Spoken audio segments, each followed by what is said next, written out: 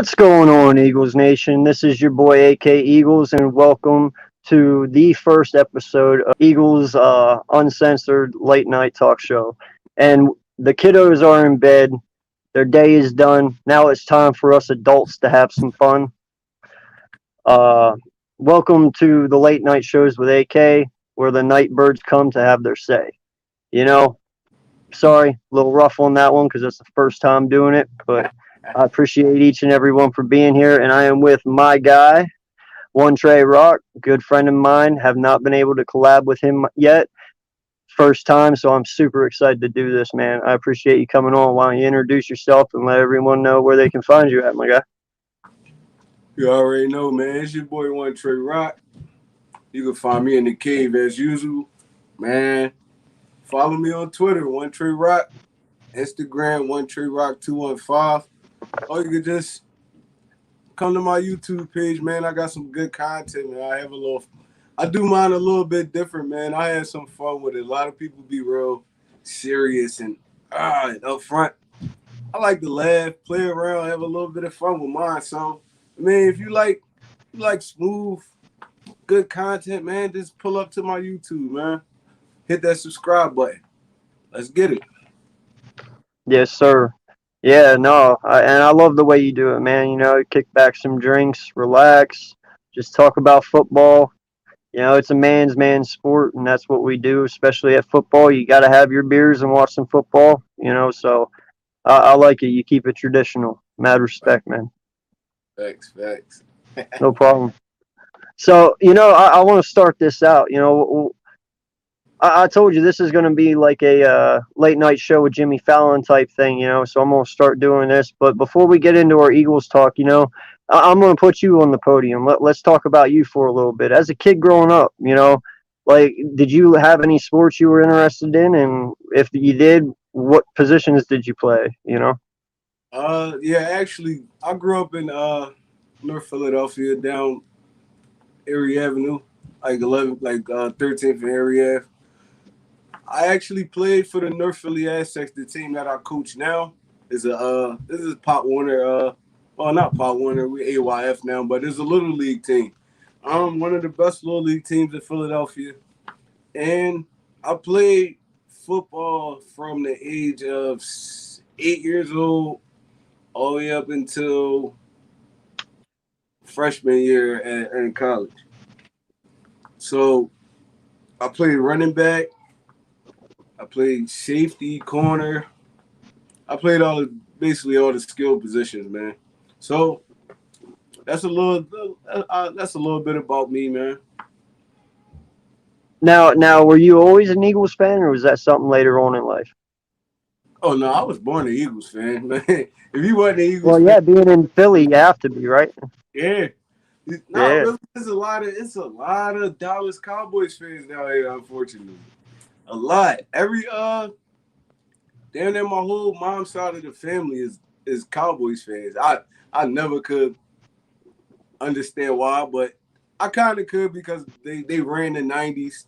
So I mean, you know how people hop on the bandwagon and stuff like that. But yeah, growing up in my house, you couldn't. If you weren't an Eagles fan, you wasn't living there. So yeah, I was an Yeah. Eagles fan my whole life. That's awesome, man. Yeah, no, I only live like an hour and a half away from Philly, man, and every time I go, I always catch myself saying I'm going to move here. I never do, but I want to. I Yeah, love Philadelphia, man. it's a great city, man. It's just unfortunately it's been a little rough down here. I mean, in like the inner city, lot of gun violence. We actually just had something happen where it was a shootout with the police officer. Guy shot a police officer, then Oh the wow. police killed him. This actually happened today. So, I mean, it's all like Dang. it's all good, but you just got to know your surroundings. That's about it. You know, though, I don't knock Philly for that, man, because every city has their issues. You know, I mean that's going to happen anywhere you go. City life is city life. You know what I mean?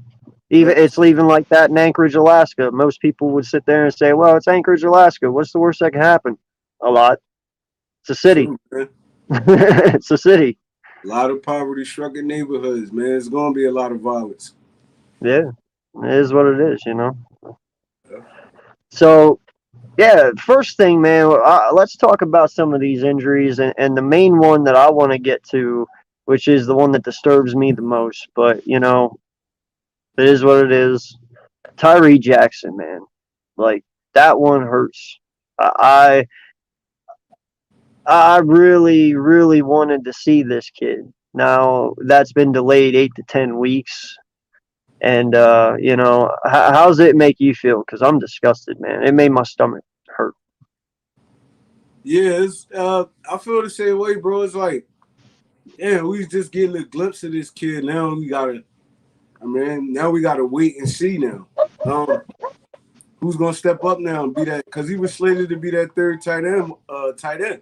We still have a Richard Rodgers on the roster, but how long we're gonna be able to depend on Richard Rodgers? He's a little on the older side. You know, you get on the older side, injuries start kicking in, stuff like that. So it's horrible, man. I wanted to see this dude blossom. Like, um, he's been killing it at training camp. He did good in the first preseason game. I just wanted to see more of him. Now, unfortunately, we gotta wait now, and it's horrible. That's horrible, man.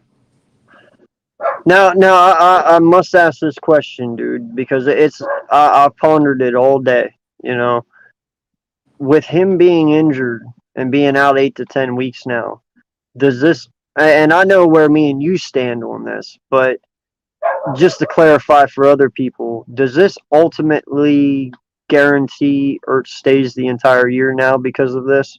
Because I mean, if Tyree Jackson never got injured, I'd be okay with moving on from Ertz from a business standpoint, but not by a fan standpoint. By a fan one, we both agree he should stay. You know, but from a business aspect, I get it because you can have Goddard and then you can have Tyree and Rogers as your two and threes. Hey, it is what it is, but you don't have that anymore. So it's almost guaranteed he stays. Am I correct? Well, for me, I feel like Tyree Jackson going down really doesn't affect the Ertz situation because if they were going to trade him, they're going to trade him. If they're still going to trade him, or if they're still pondering about trading him, they're still going to trade him. We're just going to have to find somebody else to step up. It's like Tyree Jackson going down doesn't affect the Ertz situation at all. Zach Ertz is a veteran. I mean, he knows the business side of the NFL. I mean, so even if it's before the trade deadline or maybe even this offseason, you never know. If they're going to trade him, they're going to trade him.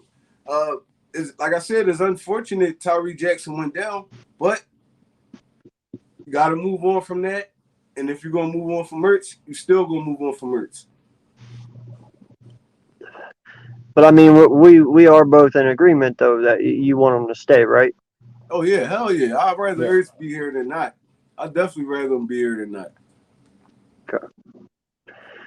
So you know the other thing now too is let's talk about this Jalen Rager catch. You know, there's a lot of people out there that they're hyping it up, and as well you should. It was a gorgeous catch. I mean, you know, amazing.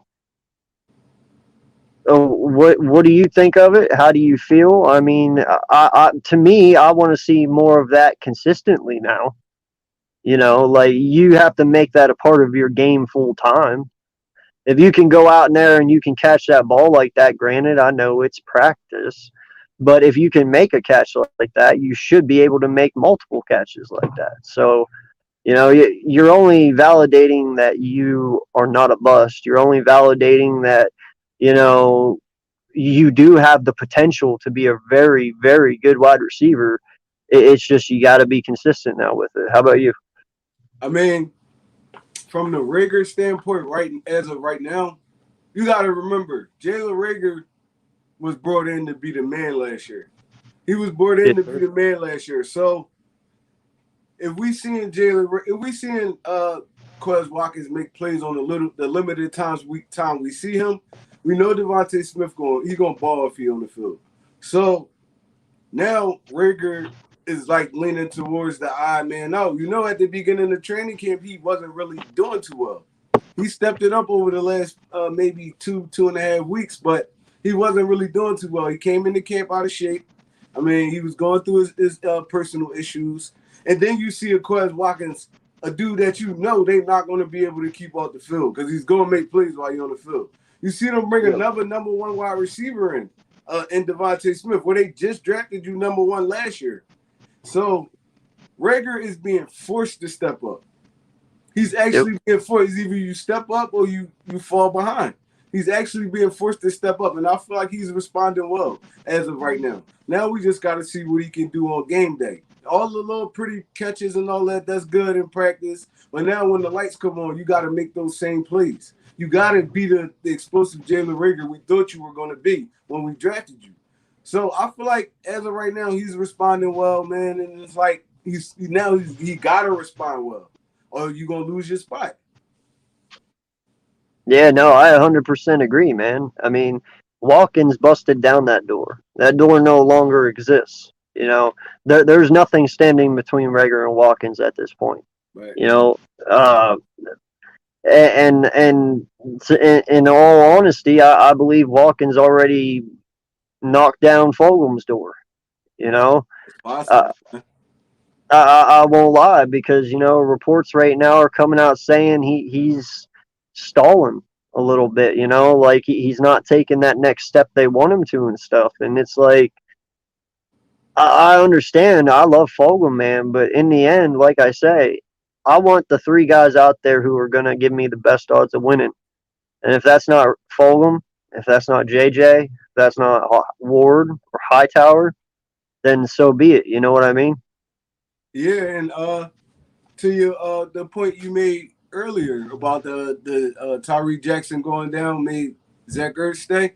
I feel like that affects Rager more, because when you got a Tyree Jackson, you got to see what he can do on the field. Now you running them 3 tight end sets. Now you running plays like that. That's less snaps for Jalen Rager, because Devontae Smith and Quez are going to be on the field.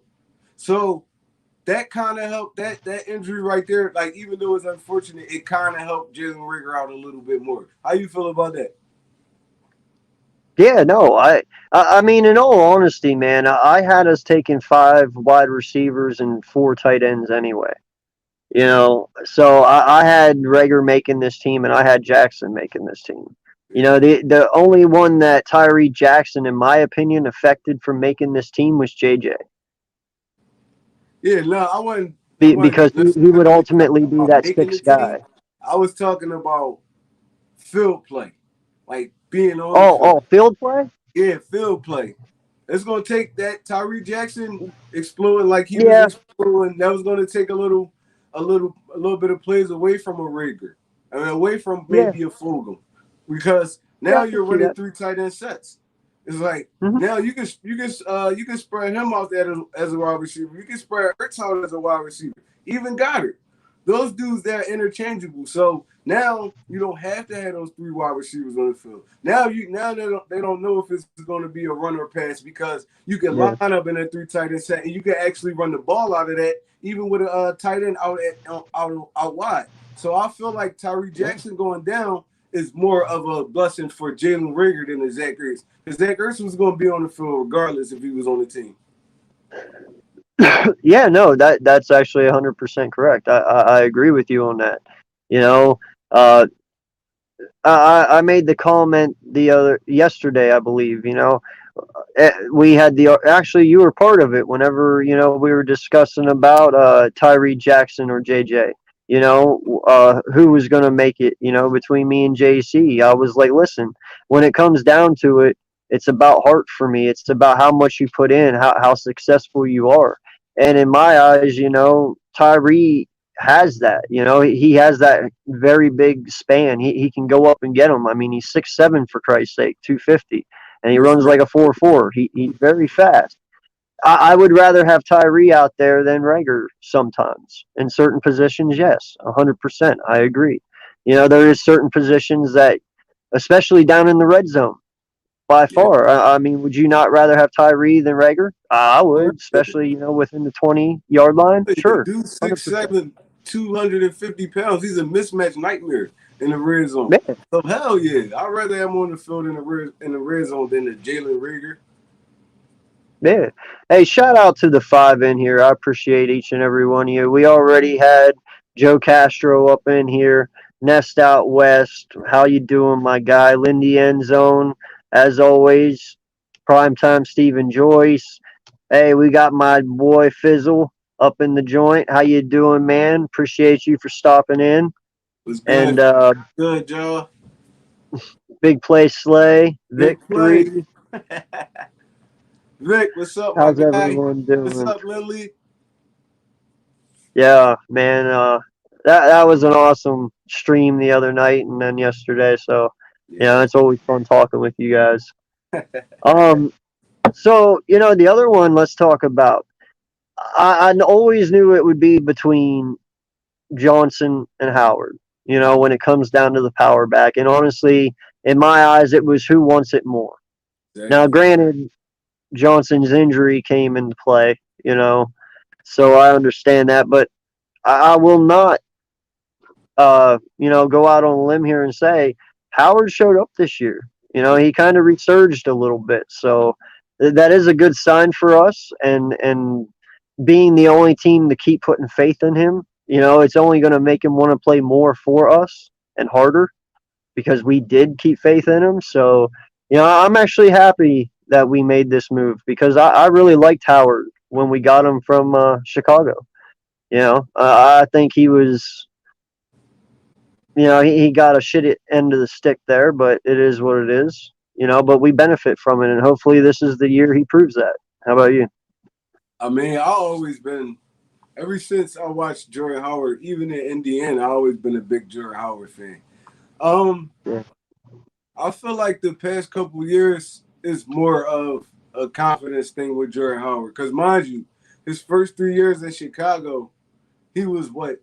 Him, Zeke, and I think Todd Gurley was the top three rushers all 3 years. Yeah. So Jordan Howard went from that to being a guy splitting carries with a rookie, Miles Sanders. Then he got hurt. I feel like the Eagles kind of did him wrong because, Jordan Howard had to play a certain amount of games to get his bonus. So after he got that stinger, they really didn't play him anymore. Then Yeah. he got traded. He got paid. He got traded to Miami. He got paid, and they barely ever used him there. Then he came back to us, and I mean, this year, I feel like even though Jordan Howard is young, he knows he's getting to the end of his career. Because how many more contracts are you going to get? I mean, how many more teams are going to want you? I mean, he dropped, 40 pounds? I mean, he looks faster than ever right now. I mean, strong as an ox. Jordan Howard could be a valuable back or running back for a team that actually wants to run the football. I mean, Jordan Howard doesn't fit into every offense. He didn't fit into Doug Peterson's offense. You're not going to run Jordan Howard out of his shotgun 80% of the time. That's not going to work. Dude is a one-cut runner. He's cutting and he's going downhill. He's Yep. now he can catch out of the backfield, but that's not his strong suit. I mean, you could throw a little dump ball pass to Jordan Howard. He could get you 5 to 8 yards because he's big. He's going far forward. But I mean, he doesn't fit a lot of the modern day NFL offenses. But if Nick Sirianni and those guys can use him properly, I feel like he's going to have a great season. Him and Miles Sanders splitting carries. I felt like Kerryon Johnson, the injury thing reared its ugly head again for him. Because Kerryon Johnson, his first couple seasons, he was having good seasons when he was on the field. He just got hit by the injury bug. And it's going to be like, how many chances is he going to get? Because Detroit drafted him high. And then they let him go after 2 years. So how many more chances you going to get, Kerryon? Like, it's not your fault. It's injuries. It can happen to anybody. But, I mean, I don't know. I don't know what's going to happen. But I'm glad we picked up a Jordan Howard in the offseason, man. He's going to be a great number 2 power back. And then you could throw in a game well on a third and long. You could keep Miles in on a third and long. Huntley or Boston Scott, whoever's there, we got a lot of different type of running backs. So I feel like this offense is going to be real versatile. Well, and just to let you know, Carry On did pass the waivers, and he did revert back to our IR list. So he is still on our team. He's just on the injured reserve list. How? Oh yeah, I know that. But how long will he be out? The whole season? Oh, I don't know. I didn't see. It didn't say really. I mean, that's cool though. He could stay on the team, but it's like, Yeah. what's gonna happen next year? He get one of those Yeah. injuries. It's like after a while, the NFL is gonna be done with you. And Kerryon Yep. Johnson is still young. He's what, like 24, 25 years 23, I old? think. 23, 23. 24. Yeah. Yeah. So I mean, I don't know, man. It's unfortunate, man, because if you watched him at Auburn, he's a very versatile back. Like he can Oh catch yeah. the backfield, give you long gains out of the backfield. Dude has crazy. He has great vision. He's strong as an ox. It's like, I mean, it's just the injury thing that's hurting him right now. Yeah, I knew that, Lindy. I just figured Jurga wasn't that well known of a name, and Tucker. I mean, yeah, they also did revert back, but I mean, Carry On Johnson. I just He's the felt main people one. would Yeah, rather he's the know main that. one. He's the main one Yeah, you're really checking for. So it's like, yeah, yeah. It was more about importance. I just figured Jurga and them weren't that important. I guess that might be mean to say, but what is it? Yeah, no, I heard the bone fracture, but yeah, no, that's why I said it just sucks because it just stalls 10 more weeks until we actually get to see this kid. You know? Lindy, you gotta understand this too, though. Tyree Jackson is a big dude. I mean, for like one of us, maybe that bone will heal in 8 to 10 weeks, but he's carrying a lot of weight around on him, so that can extend. I mean, that can extend, especially if he's still training, he's pushing a little bit too hard. He can re-injure that bone easily. So I feel like Yeah. they say 8 to 10 weeks, but I feel like that's going to be a season-long injury. And not just that, but if now say Tyree was going to make this team, but you only made him make the teams as a developmental piece because you still weren't ready to unleash him yet. Say you were Right. waiting until next year. Well, then at that point, you might as well not even bring the kid back. Just let him rest all season long. Let Right. him do his shit. All he needs to do. Make sure he's 100%, and let him do his training right now. Whatever he's got to do to get ready for next year. Then, you might as well just pull the plug on this kid now. It's Yeah. 10 weeks. You do have Rogers. You right now you have Ertz, and you got Goddard, and you got Stoll yet too. Yep. You know, So so true. you just pull the plug on this kid and just get him ready for next year at this point. I mean, That's the way I'm gonna look that'd at be it. the best solution, man, because Yeah. you don't want to rush him back and then Uh, just his career up. Like that injury just linger on and on and on. Because yeah. eventually, bones get stronger or they get brittle. It's like just for Carson Wentz, his foot injury was from a past injury he had in high school. He played I five still whole don't understand that, bro. How the years. fuck did he get through all of these physicals and not have that thing noticed? Like, It's just like, I mean, the NFL, man, aren't they really precise in everything they do? yeah, Don't you think that's something that they would have noticed a long time ago? That's the only reason I called bullshit because I was like, how many physicals did he go through for us? How many physicals did he go through for the draft? It's like, and no one caught this shit? Not a maybe they single caught person? it, but it's like they didn't expect it to get bad. You get me? Because maybe they caught it. They caught it like, all right, it's a minor injury. They probably labeled it as a minor injury. But, I mean, it happens. Yeah. It's just crazy, man. Yeah, I agree with you. I know it don't require surgery, but it's like I said, he's a big dude. He's carrying a lot of weight on him, man. You know how much pressure he's putting on them bones right now?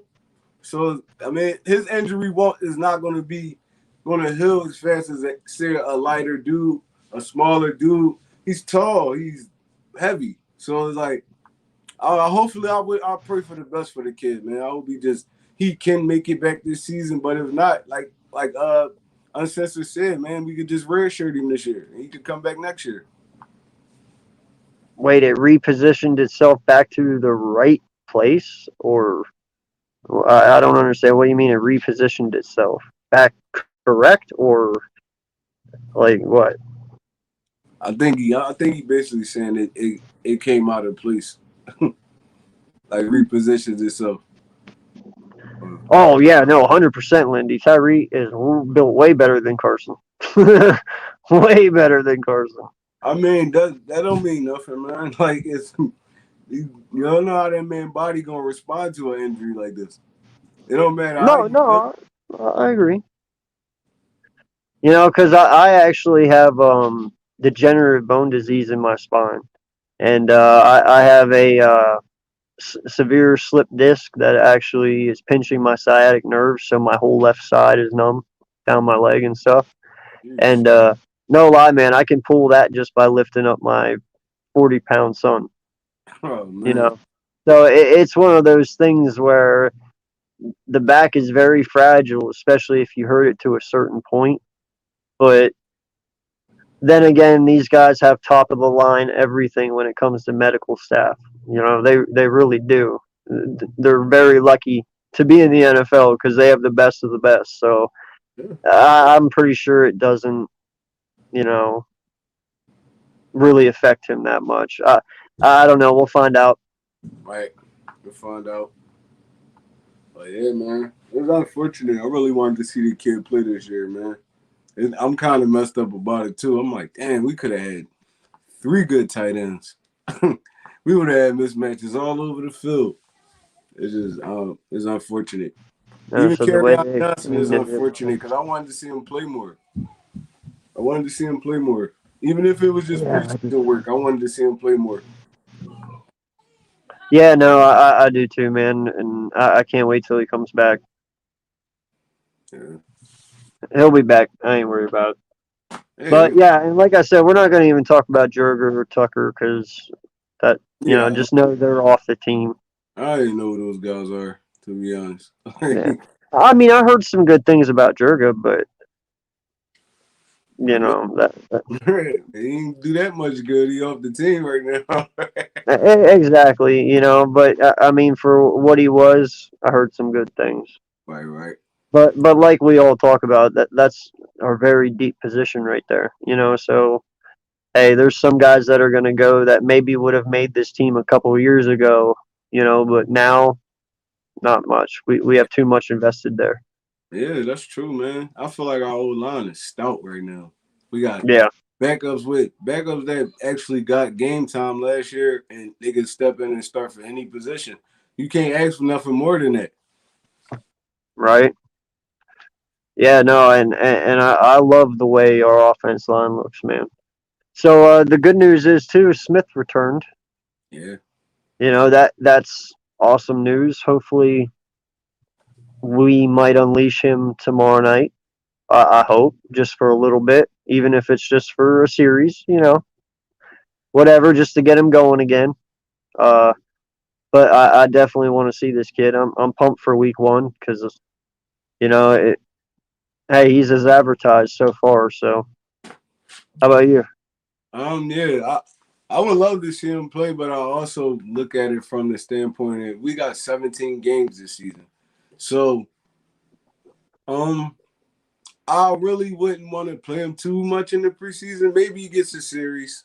I mean, just to get his feet wet in the NFL. But I really wouldn't want to risk him re-injuring his knee for a game that really doesn't matter. It's like we're gonna need him for game one in Atlanta. So I mean, if they do decide to play, man, it is what it is. But I got a strong feeling we won't see Devontae Smith these 3 games in the preseason. Yeah, no, and that's why I said a series. And just like you said, just get his feet a little wet. Just get him out there, get his bones loosened up. Let him run some routes real quick. Let him feel everything and the speed just for a minute. Right. Then just take him out. But yeah, no. Now, do you feel the same way with Hurts, or do you feel like for me, man? I always say, and I know they won't do it. I'd love to see him until halftime. I You mean, know, but me as a fan, I would like to see it. Like I like to see him play the whole game, seriously. But me as knowing how much this he got riding on this season, I would just I wouldn't really even bother risking injury in a preseason game. But Yeah, me as a fan, I would love to see Hurts and just see a little bit more than 2 series of him. But yeah. at the end of the day, I mean, if Hurts go down, it's like we got Flacco as a backup. It's like you might as well just flush our season down the toilet at that point. So man, the fandom in me would love to see it, but just me thinking logical, like we don't really need to see him that much in this preseason. Like the regular season is approaching faster than we think. It's Yeah. flying for real. It's flying. So It's 3 weeks, I'd right? rather be sitting on my couch and see Jalen Hurts on a Sunday afternoon or something like that than a Thursday night game and he get injured. You get me? It's 3 weeks away, right? Yep. Yep. Yeah. I Yep. mean, it's Oh, basically I can't two wait. though. It's Thursday now. It's basically Thursday now. So it's coming faster and faster. Yeah. No, Jock, I agree, man. Like I said, it's destined for me to be right on this kid. Uh, I backed him since we drafted him. I backed him so much I won his auto rookie card from Birdman or Bird Gang 31 Yeah. in the thing.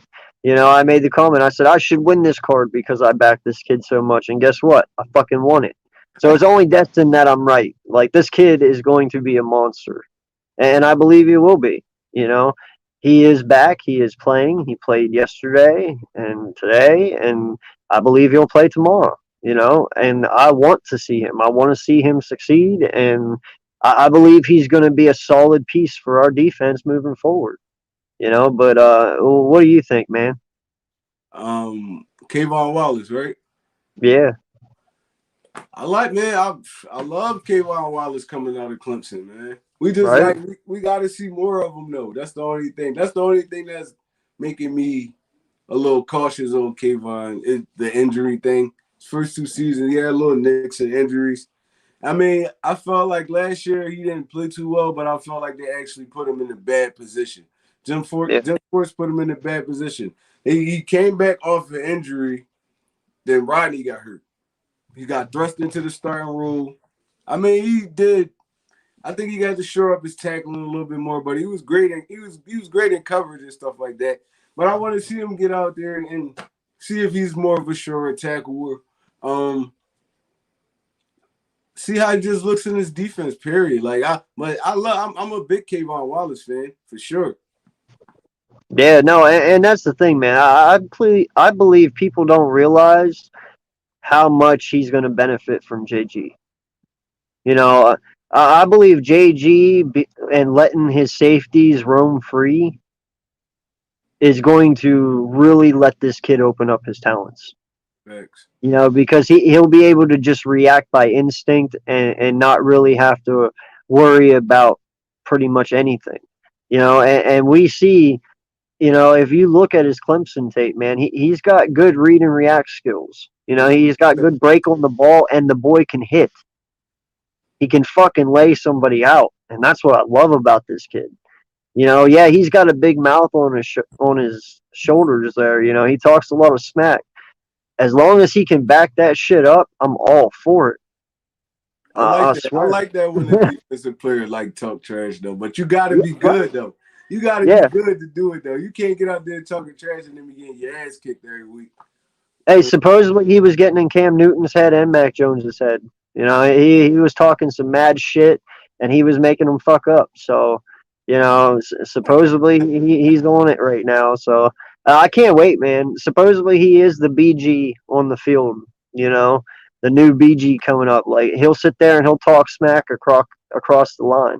He's not afraid to do it. So I I like love that that. I though. If like you that. can get into a player's head and you can fuck them up mentally, dude, props to you, man. Like that's awesome. And then he's getting mentored by one of the greatest Eagles ever, Brian Dawkins. So maybe Yeah. he's gonna bring that Dawkins energy. Who knows, man? I'm just happy the season is about to start, bro. Right. Now we can actually like talk about some football games. Like we not. I'm just happy, man. I can't wait. Yeah, did you hear that? Kayvon was telling Cam he's Captain Checkdown. I love it, man. I love All it. right, I I love it. love it. It's awesome, man. I love it. Yo, and he was messing them up all day with that shit too. That's what I'm saying. If you can get into somebody's mental space, man, you can really, really mess with someone. The one I was thinking of, his name's not quite hitting me, but he was the corner from the Tennessee Titans. You know, the real mouthy shit, the one that got Johnson to swing on him. From the tennis. Oh, Cortland Sutton. I mean, Cortland Finnegan. Finnegan, yeah, dude. Cortland That dude Finnegan. was brilliant. He got into people's heads. He made you mess up, and then when you did, you got mad at him. Yo, it was brilliant. Finnegan was a beast, dude. At least Yeah, for a little I while he there. was feisty You as hell, know? man. I love Yeah, Finnegan. and that's what I'm saying. Imagine, and that's what Kayvon is. He's our Cortland Finnegan. Like he'll sit out there and he'll talk shit, dude, and I love it. I love it too. You gotta back it up though, man. Hopefully you do. You can't be out there talking all this trash to people, then out there getting cooked. But That is true. That is true. Yeah, back it yeah, if up. you If got you're that gonna kind of speak it, confidence, I love back it it though. up. If you got that kind of confidence. Yeah. No, man, I'm expecting him to lay a lot of dudes out this year. You might see some big, ugly hits from this kid. I'm Another dude I expecting want it. to see is Jacoby Stevens, man. I want to see how he works Yeah, on the field because he's a big dude, man. Jacoby Stevens yeah, is a big dude. I don't feel like they're gonna have him at that safety position. He's slated as an outside linebacker. I feel like that's where he's gonna be. Because me watching, I mean, all the highlights and stuff is good, but if you actually watch the LSU game, he played in the box the majority of the game. They probably dropped him back on like long downs or something like that. Something where you don't really gotta run sideline to sideline. But he's great in the box. He can make tackles. He can cover tight ends. He could cover running backs coming out the backfield. So he probably could be one of our X factors if he could get back healthy, man. Because they had him out there taking first team reps before he got injured. So I want to see him actually on the field. Davion Teller actually on the field. Like I want to see some of these dudes on the field actually and just get over these injuries, man. The Eagles been getting hit by injury bug the last 3 seasons. I don't want that this year. Hopefully, dudes can stay healthy, man. yeah. No, I feel you, man. And the only reason that I even brought Jacoby Stevens up as a safety is because I feel the only way he would be playing that role in a certain scheme would be as a blitzing safety. You Right. know, if you brought him off the edge. Yeah, he's still big, but if you're going to blitz him, then it don't matter how big he is. Whether he's linebacker or a safety, he's still blitzing. Right. It's just at a different area on the field, and that can be effective. So I mean, that's the only reason I say if you see him at safety, it's only for that purpose and that purpose only, just to use him as an extra blitzer. Yeah, I feel like he could be one of the X factors on his defense because Yeah, he can actually patrol that 5 to 10 area right there. I mean, maybe he can drop back as a safety. You never know. People work on their game, they get better on their game. Maybe he can do it. But he's a big dude. I can see him playing that. This my thinking. For years to come, I feel like the Stevens and a Kayvon Wallace can be like a Earl Thomas, Cam Chancellor type safety duo. Because yeah, Stevens is big and rangy. He can hit. He can tackle. He can come up and play the run. But he still can strike you if you come across that middle. Kayvon Wallace is more like a sideline, patrol the middle type safety. So if we can have that kind of duo, even once a Slay leave, we can throw a corner in there. Just like the Legion of Boom. Legion of Boom had Brandon Browner, they had Maxwell, they had all these dudes looking like they were stars. And that was just because the defense that was around them. So, yeah. and we can have a Sean Bradley for years to come. We can have a Davion Teller for you. I'm looking towards the future a little bit with this thought process. So, Slay not gonna be here forever. I mean, Yep. Nelson Yep. probably is not gonna be here forever. We're gonna have to fill them slots in, but I feel like a Kayvon Wallace and a Jacoby Stevens can stick for a while in this city. Yeah. Well, and that's one of the reasons why I always make the reason that Jalen Hurts has to work out because you know what, those 3 first round picks next year or two, Mm-hmm. um, they're important. You know, even if it's 2 firsts and 2 seconds, that's still really good, and that's important because we need those to rebuild. You know, and a lot of people are like, "Hey, you got to give Jalen Hurts weapons to be successful." And let's not forget, defense is also weapons for him Facts. because they are just as important as the offense. And we need to rebuild this defense even more. For So sure. we need these picks, you know, so Jalen has to work out. Because even though right now we're okay, what happens next year if Cox leaves, if BG leaves, if Slay leaves, if Nelson leaves? Well, you have to get new people to fill that, you Facts. know, and granted, you have 40 to 50 million in cap next year, plus some, who knows? I don't know exactly what it will end up being, but it's around there, you know. So there's going to be holes to fill. You know, we might look good now, but you don't know what that's going to look like next year. And next year could just be just as bad as this year, where you got to bring new guys in to fill holes, you know, veteran wise. Facts. And that could be that even to add on, a Derek Barnett could be gone. Now you gotta get another DN. It's like everybody looks at the offense. Offense is flashy, is okay. I mean, you're gonna put up 1,000,000 points if your offense is good. But if your defense can't stop nobody, you're never going far in the playoffs. You see Tampa Bay, they was the flashy dudes and all that until they got to the playoffs and their defense locked down. They shut Pat Mahomes Yeah. down. They basically shut Aaron Rodgers down. It's like you're gonna need that defense. The defense, and you're gonna need young guys. Fletch's not gonna be here for too long in the NFL for too long. No. Brandon Graham getting old. Even though Hargraves is not old, but he's an older NFL player. He's not gonna be Javon Hargraves of the Pittsburgh Steelers for the next 5 years. It's like you're gonna need dudes I think on he's defense. 29 next year. Yeah, Hargraves is see, 29. he's So approaching he's 30. almost 30 already. Right, he's approaching 30. So it's like Yeah. defense. I mean, offense win games, defense win championships. So Yeah. you got to build your defense. You got to. And you don't want to just bring a whole bunch of rookies in. You need to be drafting every year so dudes can become veterans, but they're still young. You don't want to just have an old team. Remember, like, I think it was like 2 years ago, we was one of the oldest teams in the NFL. You don't want to get back to that point. Yeah, no, man, and that's the thing, and you know, Jock's right, and I stand by that. I always have. Defenses win championships. You know, we can't afford to give the ball up on our own side, and they can't, and they have to get the ball on our side. Right. You know what I mean? And or if not, when they get the ball at the 25, don't let them get a fucking first down. Make them punt from the 25. Make them punt from the 30. You Right. know, too much have we been giving up yards lately, and you can't play driving the whole field every goddamn time. Yeah, it's Like that impossible. just takes too much energy, man. Mm-hmm. Takes too much time and too much energy, and you know that's where the defense comes in handy for how much Hurts is successful. You know, if he has to go out there and drive 90 yards every time, the odds are this kid will not be successful. You Facts. know, but if he only has to go out there and drive 60 yards, 50 yards average a game, he'll be way more successful.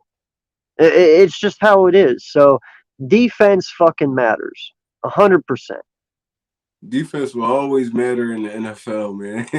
It will Yeah, always matter. You're not gonna always get those Super Bowls like when we won. When dudes putting up 500 yards of goddamn in the goddamn Super Bowl, you're not gonna get that. You remember the Denver and Carolina Super Bowl? That was one of the lowest scoring ever. All right. yeah, But the game was so interesting because you're watching like, damn, this Cam Newton, he was an MVP. He can't do nothing against this Denver defense. This Peyton Manning right there, he can't do nothing against this Carolina defense. Me personally, I like the scoring and all that, but I would rather see a hard fought defensive game. I would rather see yeah, it. yeah. Like the Rams Patriots one. Right. Yeah, that was the lore. Wasn't that like 12-9? Yeah, that was a low scoring game too. That was a low scoring game. But then you also have the one where with Seattle and the Patriots. You know, that was a higher scoring game, but it was fucking close down to the wire. You know, so Yeah. They And all vary and they're then all you got the different. ones with the Seahawks in Denver when the defense just took over the game from the gun bus. Bro, I'm telling you, right? That's the only time I say fucking somebody threw a game. You cannot tell me, bro. You cannot tell me Peyton Manning did not throw that fucking game, man. You're the number one overall offense the whole goddamn year, and the one game you fuck up on and you come out and fuck up on is the most important game of them all. Nah, come on, man. Something's fishy and smells wrong I here. remember those. Seattle was the number one overall defense in the NFL that year. So yeah, that's why we say defense. Yeah, I know, but man, they were blowing people away. Like they were scoring like 50 points a game and shit, But it was bro. cooking Like, everybody. It was cooking. yo, yeah, the very first play was over fucking Peyton's head. Like back in no, man. Like they were making mistakes they never made. Like that was not Denver. That was like cannibal. No, that was like people they copied and put in for them. Like that was not Denver, bro. That game was disgusting. I didn't, that's the first Super Bowl I ever turned off at halftime. It It was was over that at the fucking top. bad.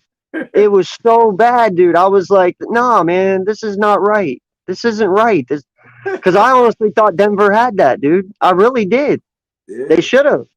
I But thought next they thing was you gonna know, win it's like the game Seattle too. comes out and spanks their ass, and I'm like, damn, I'm moving on to something else. It didn't even feel like a Super Bowl after a while. It was like, damn, this y'all ass. Like, Oh, they was smoking them, yo. I was like, damn, they was running punch back on them, everything. I was like, damn, this shit is crazy. I've never, man, and that's why I said fucking number one overall offense, putting 50 points up a game, and y'all come out looking like that, like mm mm. All right, tell me this though. 2017 year, we beat Minnesota. Yeah. 10 minutes or even a half an hour before the game, what was your feeling? Like your honest feeling? You felt like going into that game, we was gonna win that game? Yes. I did too. But I was a I, little bit I I can tell you right now, after our first win, nothing held me back from there. Now I will say this: I did. I said we were going to win the Super Bowl, but I said it out of pure faith. representation of my team and That was because I'm a your fan. diehard biased Eagle fan. Right. But something down deep in my stomach also told me the NFL is going to fuck you again somehow. Oh, You I know, had like that there was same something, feeling, bro. Same yeah, there was feeling. something down inside of me that still said, you're going to win this, but don't be surprised if somehow, some way you get fucked. And then that Zach Ertz thing happened. And dude, my heart sunk. I was like, as soon as that whole thing happened, I was like, this is it. 05 slapped me in the face again. You know what I'm saying? Like, I was like, this is it. And then after they called it, I was like, what? Oh, Like, what? what? It went in our What? favor? What? You really said it was us? Are you serious? Like, okay, But dude. And from Even the Corey Clemens one, I was like, oh, they gonna call it. yeah, I was like, they gonna right. call I that was one like, back. yeah.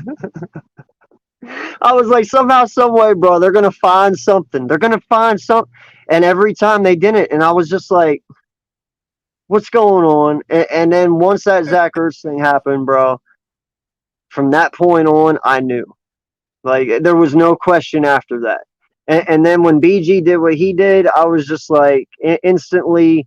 I had to sit down. Like I was shocked at first. Like no lie. Like there was no emotion, no nothing. Like everybody was just like, "Hey, good job," because like I said, my brother and dad, they're kind of Washington fans. My wife's a Steelers fan.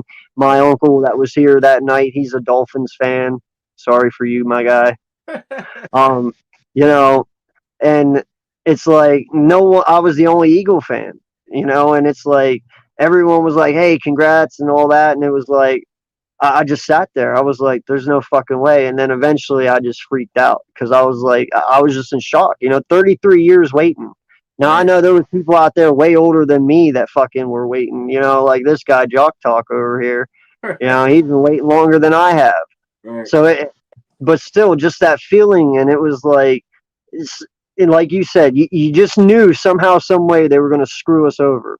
But then when it never happened, it was like shocked, and then it was great feeling at the same time. So, bro, I didn't leave. Even when that pass, at the end when Brady threw that Hail Mary, the game was over. I was looking on the field like, oh, is they gonna throw a flag for something? I'm like, they gonna throw a flag for something, yo. I couldn't believe that ball just hit the turf and people start raising their hands. I was looking like, they gonna throw a flag. Hold on. They gonna throw a flag. Please don't throw no flag. Because you saw Jacobs had hit Gronkowski while he was going down the field. So I was like, oh, they gonna throw a goddamn flag on that jump. I ain't seen no flag. I was like, oh my God. Bro, but the only time I was actually like nervous as hell is when Brady got the ball back before that strip sack. I'm like, oh, these motherfuckers, they gonna go down the field and goddamn score on us, bro. This is what Brady do. Brady always been clutching these moments. So I'm like, I'm waiting. And then I seen the strip sack. I was like, no, it ain't just happening, yo. What the hell? It was just like everything was just in our favor, yo. Oh, man, I know. And you're not even wrong, dude. Like, as soon as we scored and everything, and Brady had the ball, I was like, this is it. Because this is where he is the most deadly. I mean, how many times has he been there? How many times has he done it? It's natural to him, So I'm sitting there and I'm like, well, listen, I said, the only thing that we have over them is our defense. And I will take our defense anytime, any day on this position, on this drive right here. Right. And to be honest, man, I wasn't expecting it to come from BG. Mm-hmm. I was actually expecting it to come from Cox, in all honesty. Like I thought he was going to get him up at the middle, But yeah, I was sitting there, and then when he was just about to hit the 50, right before BG stripped him, I was sitting there. I was like, "Fuck, he's just halfway." And I was looking at the clock, and I was like, "This is not good. This is really not good," And then BG comes out and does what he did, and at first I'm like screaming, like I said, and then I just had to sit down because I was like, there. And even Tom, I know Tom, he was like, as he was walking off, you could see he was like, "What the fuck just happened?" Right. Because that doesn't happen to Tom Brady. Like it even caught him off guard because as soon as BG hit it, he instantly looked at his fucking throwing hand. He was like, "Wait, what?" Like. And then he looked back like, where is it? It's like, yeah, dude, you don't have it anymore. Tom Brady's not used to those situations. So my stomach and everything just dropped. And thank God the one thing Barnett did good in his whole fucking career here so far was jump on that goddamn ball. Right. You know what I mean? Like, he did not fuck that up. Thank God. Like, I'm so happy. Tried to run. I got scared when he picked it up and tried to run. Right? Like, oh, fall on it. Yeah. Oh man, just everything was flashing. I was like, if anything could go wrong, it's right fucking here. As you know, that's what Brady make his money in them 2-minute drills and stuff. Yeah. 1 minute. Even you can't even give Brady 50 seconds, man. That dude moved down the field so fast. I was scared to death, bro. I ain't even gonna hold you. I'm scared to death. Yeah. I keep closing my eyes. I'm like, I can't watch this, bro. I can't watch it. Oh, yeah, that was the most. I've never been that hype over a football game in my life, man. Right. It was like, no lie, bro. And when he released that ball there at the end to Gronk, dude, my heart sunk right there too because I was like, all right. Was so slow. Oh my God, it felt like 30 seconds, my guy. I'm sitting there, and as soon as he released it, and I saw who it was going to, first thought is, oh, we're fucked. Because I'm looking around and it's like, dude, he towers over every fucking corner we got. Everybody. Like there's no one there taller than Gronk. Okay. And secondly, this is what Gronk is made for. This is what he gets paid to do. And he has great fucking hands. I was like, there's no way our corners are getting this. Like, and then he just fucked up. And I was just like, that's it. Like, it was just. It didn't even feel real. It didn't feel real. Even when that ball hit the turf on the last play, it didn't feel real to me. I was like, yo. Then I started hearing everybody like coming out their houses screaming and stuff. I was like, yo, we really won, yo. We really won. Like the Eagles don't win games like this. We really won. Yeah. Oh, that was Nah, the dude, best it year of took my me a life. minute. Yeah, it took me a minute to realize it too, dude. It did. I won't lie. I think the confetti already fell by the time I realized it. Thanks. I was like, yo, I still didn't believe it until I started hearing people screaming. I was like, we really just won that game. I'm like, man, they about to set the city on fire tonight. I'm like, yo, Yeah. that was a Because good time because for me. no lie, bro, that fucking next year that Alshon Jeffrey catch that he dropped and ended our season, that's what I was expecting for the fucking Super Bowl. No lie. Right. No fucking lie. And I know a lot of us were thinking that going in. Like, dude, there's just it's never been our thing. It's never been in our favor. You know, every time we've gotten right there, something bad has always happened. It's always been bad. So that thought always stands with you. You know And what I we mean? It was going always against does. the GOAT. We was going against the Yeah. GOAT, Tom Brady. Tom Brady threw Yeah. for 500 yards in that game and lost. And, When the and hell no did that lie, ever bro. happen? Like, And no lie, man. Fucking, you would have had a better chance of beating him in '05 than what you would have in 17. right. Like that's no lie. Like you're going up against the guy who's been there multiple fucking times now compared to the dude in '05 who was only there 3. You know, like this dude's been there 6 times now. But once I saw that Minnesota game, I was like, yo, we rolling right now. It's like Yeah. anybody that would have stepped on the field in those 2 games, they would have got blew out. Saints, anybody. It could have been the 96 Cowboys. They would have got blew out. Like we was rolling. Like it was like a whole team effort. Like it was like we had a solid team that year. It was crazy, man. It's like Dude, I and just I'm want to see another one, man. It's like that Super Bowl, it just made me want to.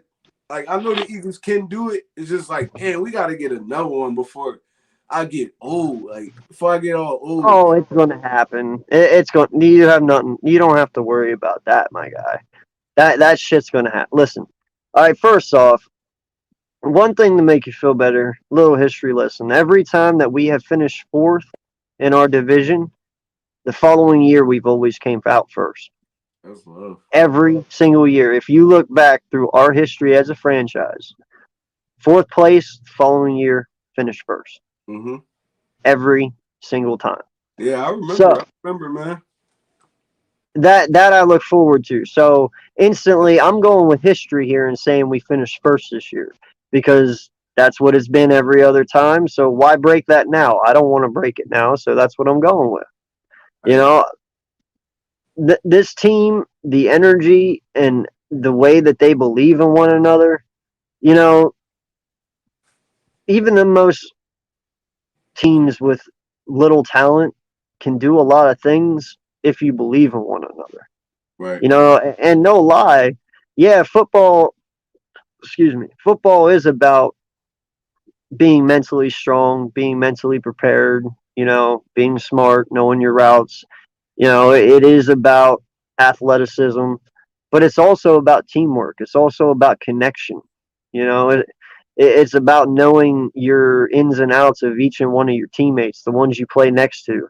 You know, that's why having lunchtime and having meetings afterwards, just between each one of your groups, off on your day off, that's important, you know, because there's a connection there. When you have that connection with one another and you're all in sync at one time, you can play a lot better than what your athleticism allows you to, if that makes any sense at all. No, I get you, bro. It's like even with me and being in like the football scene and stuff, you only as strong as your weakest link. So Yeah.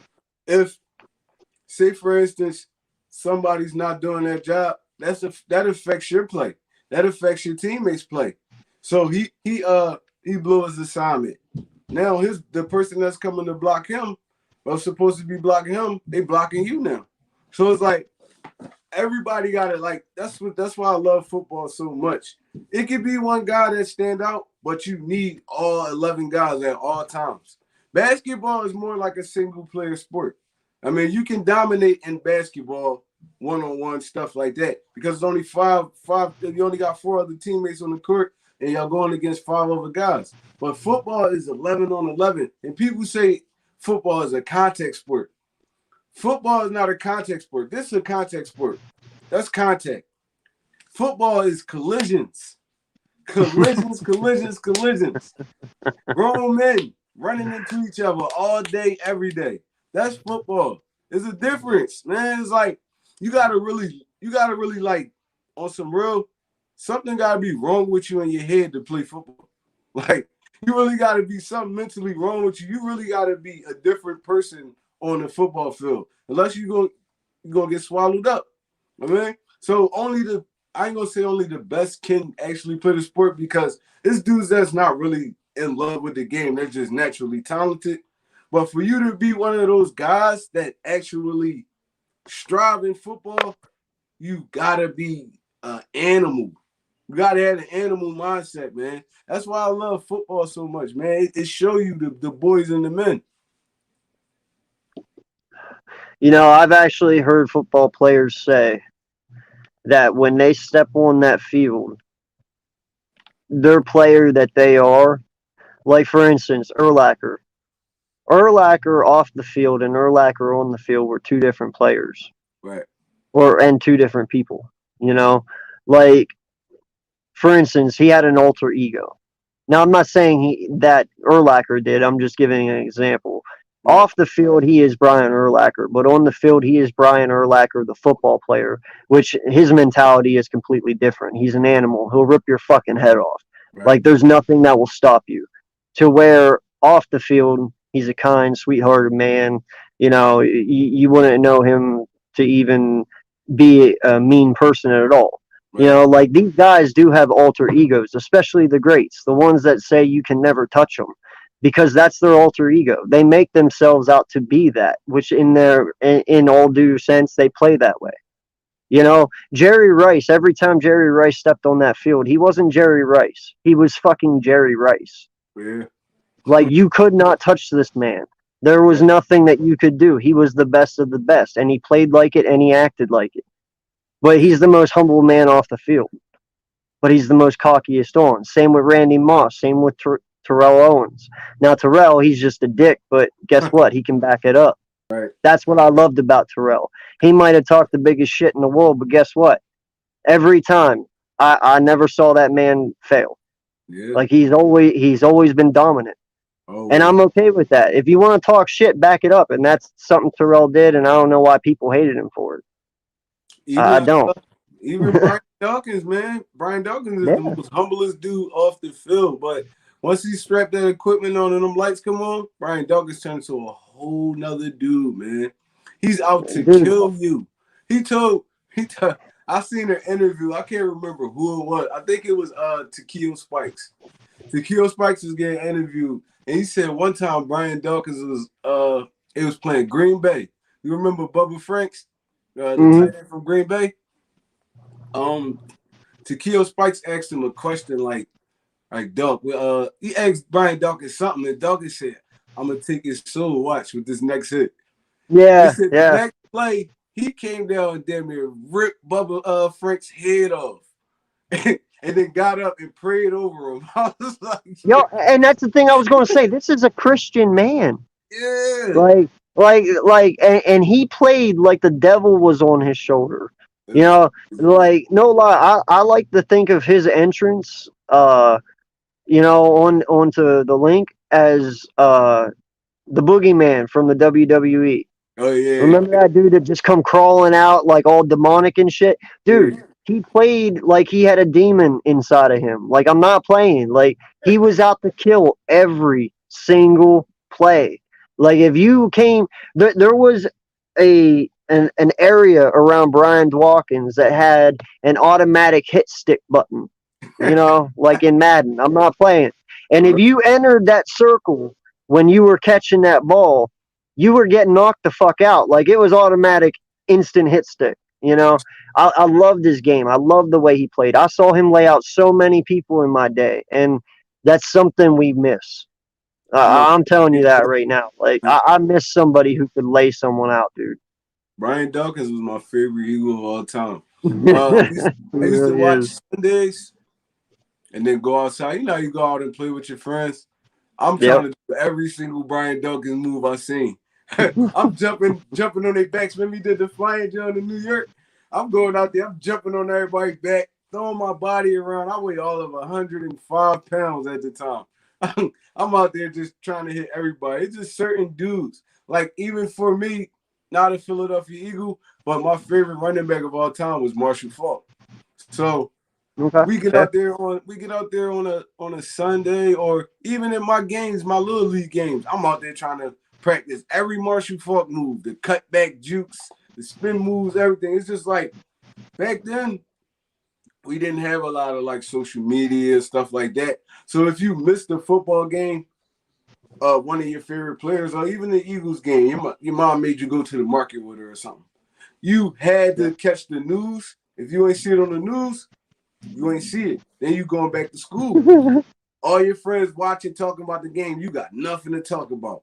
It's like, Newspaper, my guy, the newspaper. yeah, the newspaper, but they only used to show you stats. They ain't show you Oh the yeah, fact. no. They ain't show you Brian Dawkins running down on a tiki barber and was taking his helmet No. off. They're not showing you stuff like that. So now you don't even have nothing to talk about in school. This generation is like, they like football.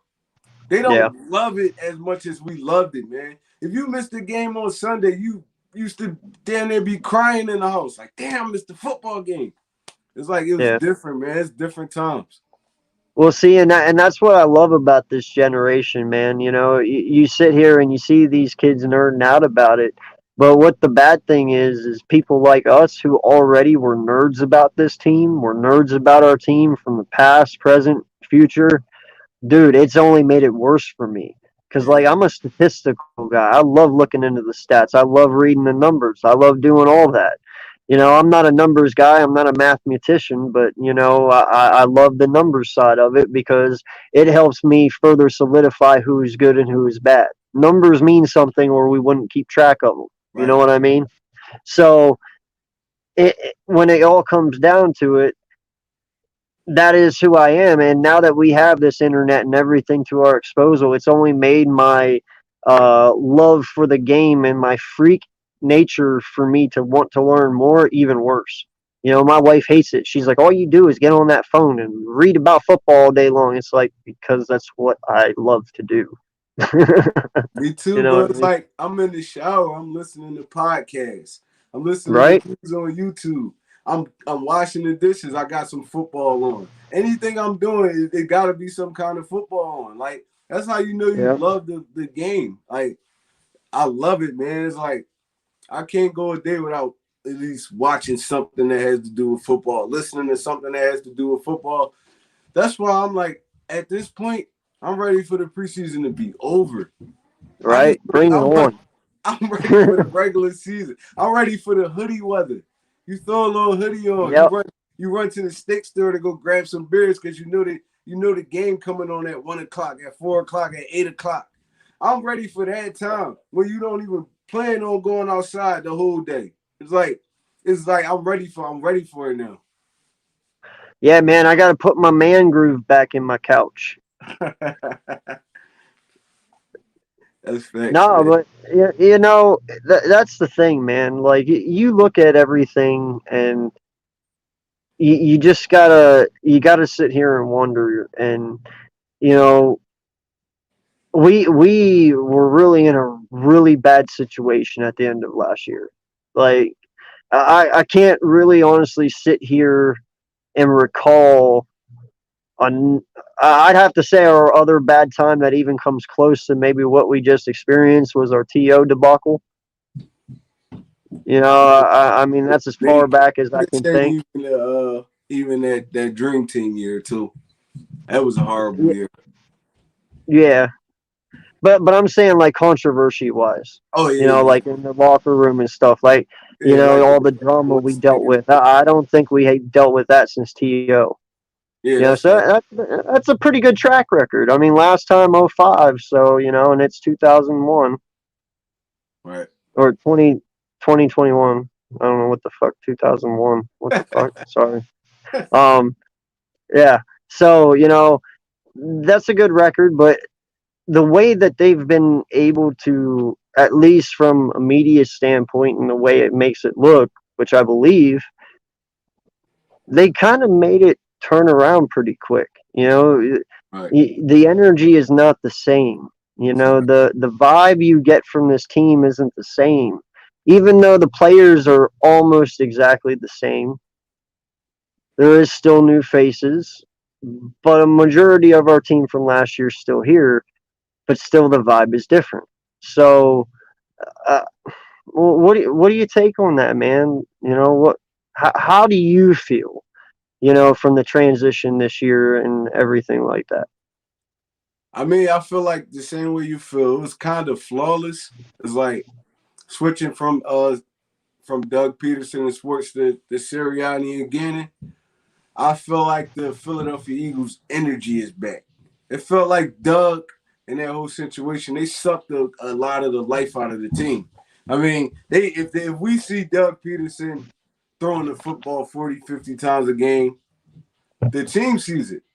The team sees the game plan every week. So it's like just Nick coming in with the fresh energy, the fresh. It reminds me of when Dick Vermeil first came in to the Philadelphia Eagles. It was like a new sense of hope. I sense a lot of hope now and a lot of confidence in this team. Like they're praising Jalen Hurts, Sirianni, Gannon.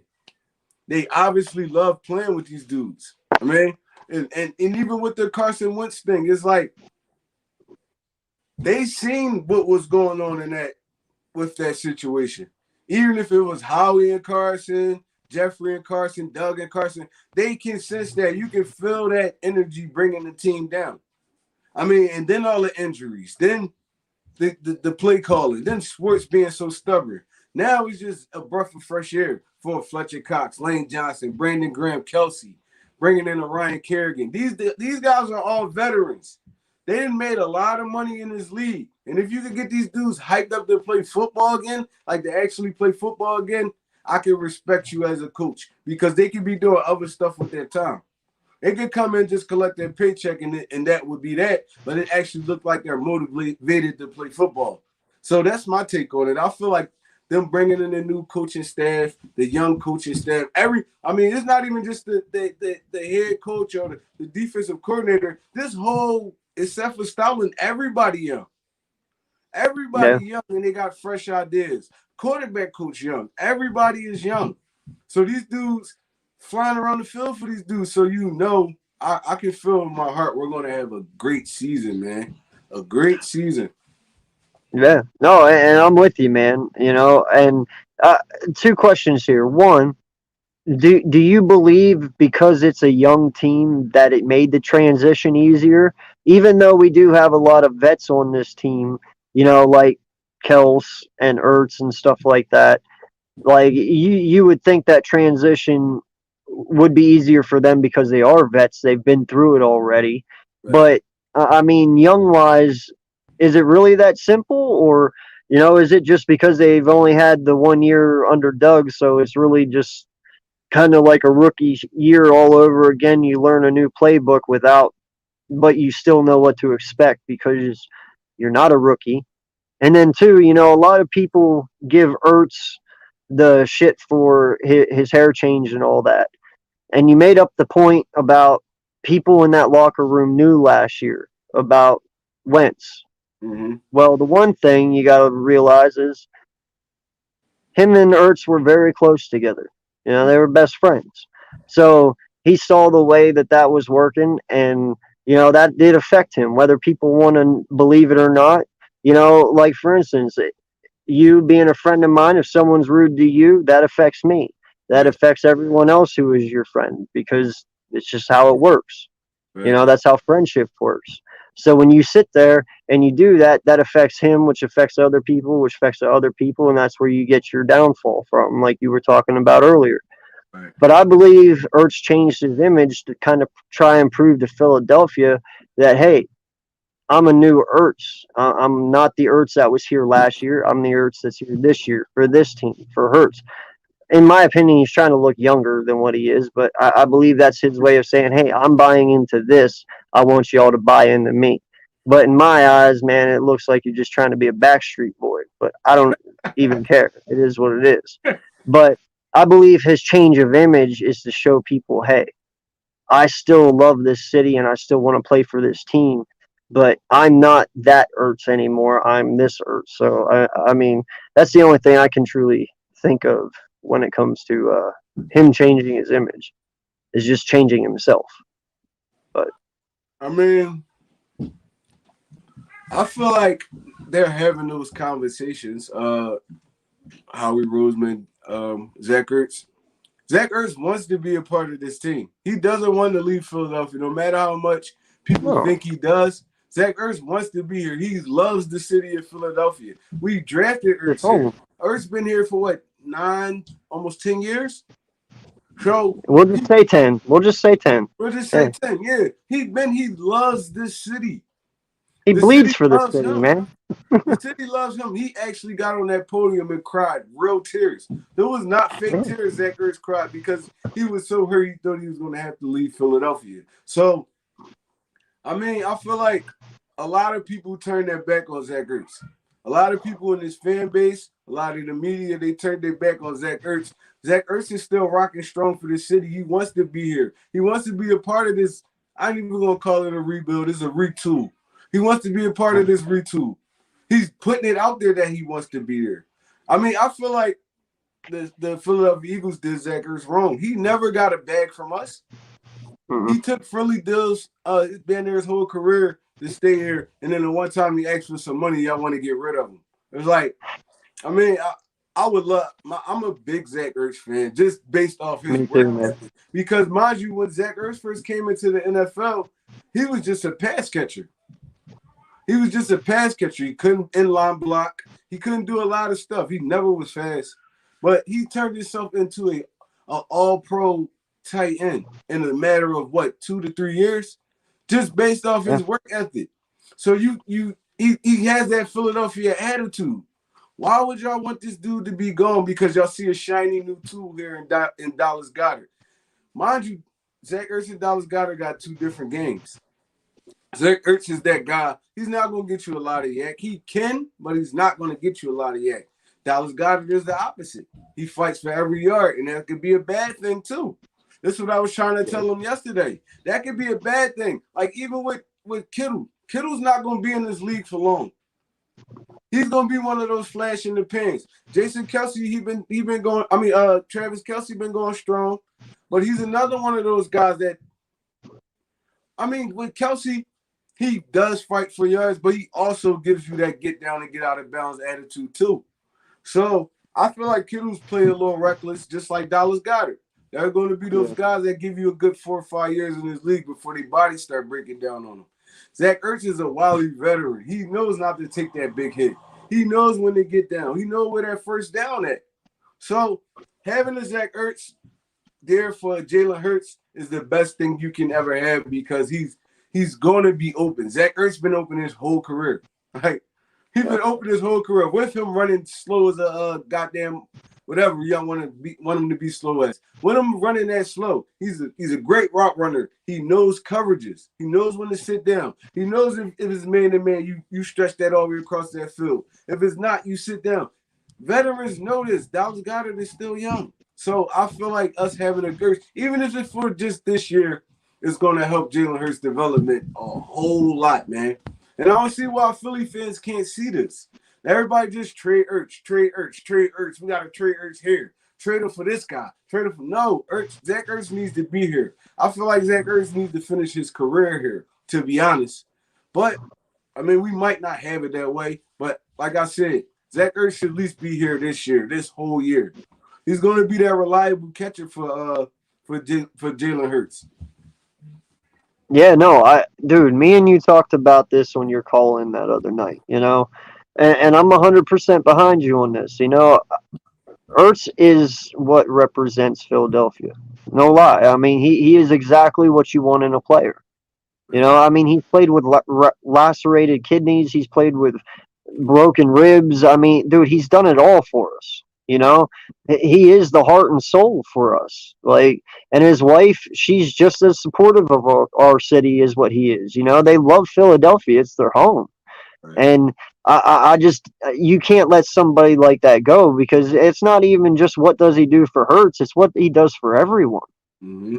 You know, now imagine, like, I get it. Everyone wants to sit there and say, well, he doesn't get yak yards. Well, we discussed this. You're right, he doesn't. But when it's 3rd and 8, who do you want the ball to go to? Because I know on 3rd and 8, I want it to go to Ertz. Thanks. Because 5% of the time, 98% of the time, however you want to look at it, he's catching that ball. Mm-hmm. And getting that first down.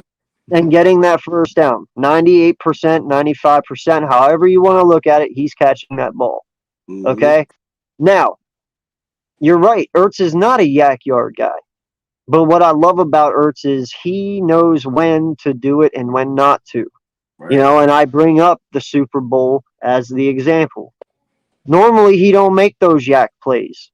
But guess what? That was the fucking Super Bowl. It was all on the line, and he knew that. So he did what he had to do to score that touchdown. Right. But on a normal basis, he's probably just going to lay down. You know? But that's what makes it brilliant. He knows when it matters and when it doesn't. Right. You got to know situations, man. You got to know game situations. Yeah. And you can't fault him for that. You know? And that's also why he's still playing at 32. Because he didn't put his body through all that bullshit. Yeah. He knows when to go down. He knows when not to. You know, and I can't fault him for that. I'd rather have hands over yak yards any day, because that's a guaranteed catch. How many fumbles has Goddard had due to yak plays? Exactly. That's what I was trying to explain to people. Fighting for them yards is not always a good thing. Get your ass. And I wouldn't mind as long as you work on your fumbling. If you can promise me you'll work on your fumbling and you might fumble 2 balls a year, unlike you do 6 or 7, then we'll talk. But until you prove to me that you can hold on to the football, stop taking the yak yards. Yeah. Am I wrong? Nah, I agree with you. It's not even that. It's now you going against a whole team. It's like you lower your shoulder, you fight for those yards. All it takes for somebody to drop down on your ankle. I mean, look, you get bad injuries playing the game like that, man.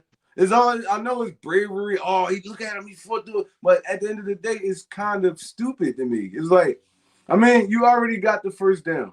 I mean, they're gonna tackle you, I mean, you're gonna break a big play off every once in a while doing that, but it leads to more risk of injury too.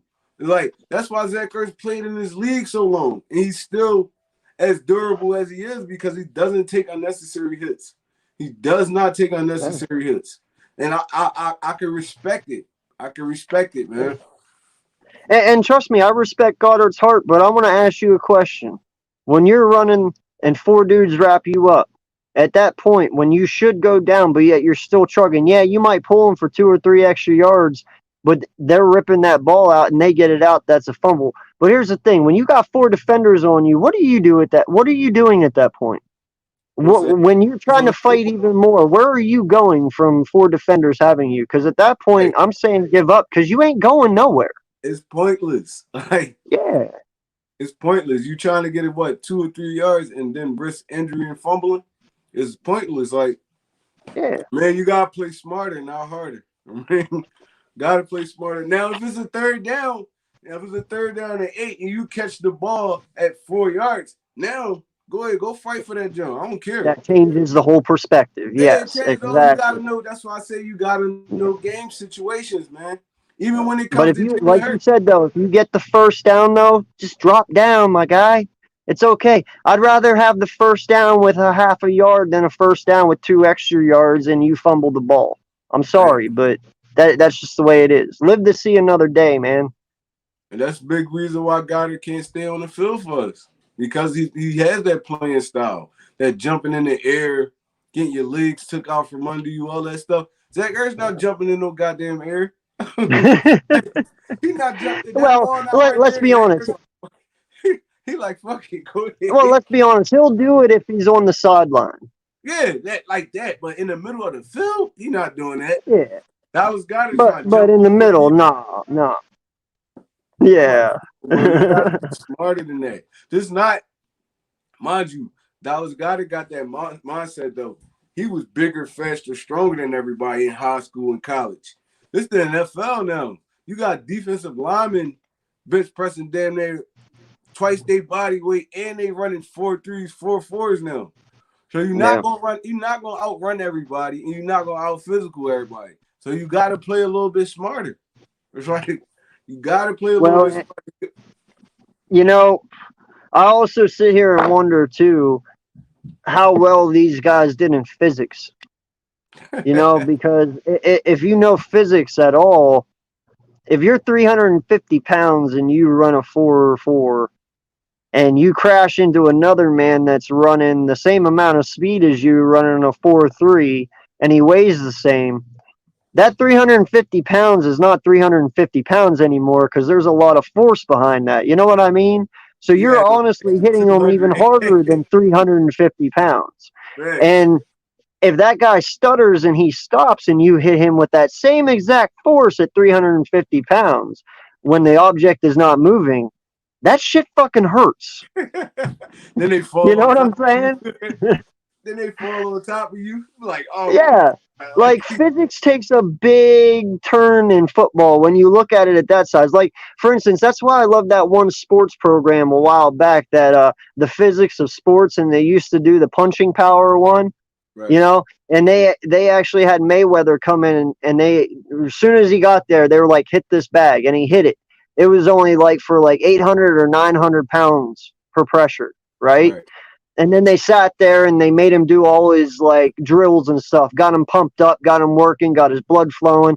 And then they made him swing. And then it was like, I think it was like 1,400 pounds per pressure once he was warmed up, right? Then they went and they started pissing him off. They got him pissed. Okay? Rage, we're talking. They made him hit the same fucking bag. He hit for over 2,000 pounds. Sheesh. Mayweather. Sheesh. Now, that's what I'm talking when it comes to physics. Now, you take that same guy, that linebacker who is 230 pounds that runs a 4.3, and you piss him off, and the guy that pissed him off is the one holding the ball, and he slams this dude. You know what I'm saying? Like, yeah, there's a lot more pound per pressure behind that hit than what you truly realize, and it's literally bone crunching to a point. You know what I'm saying?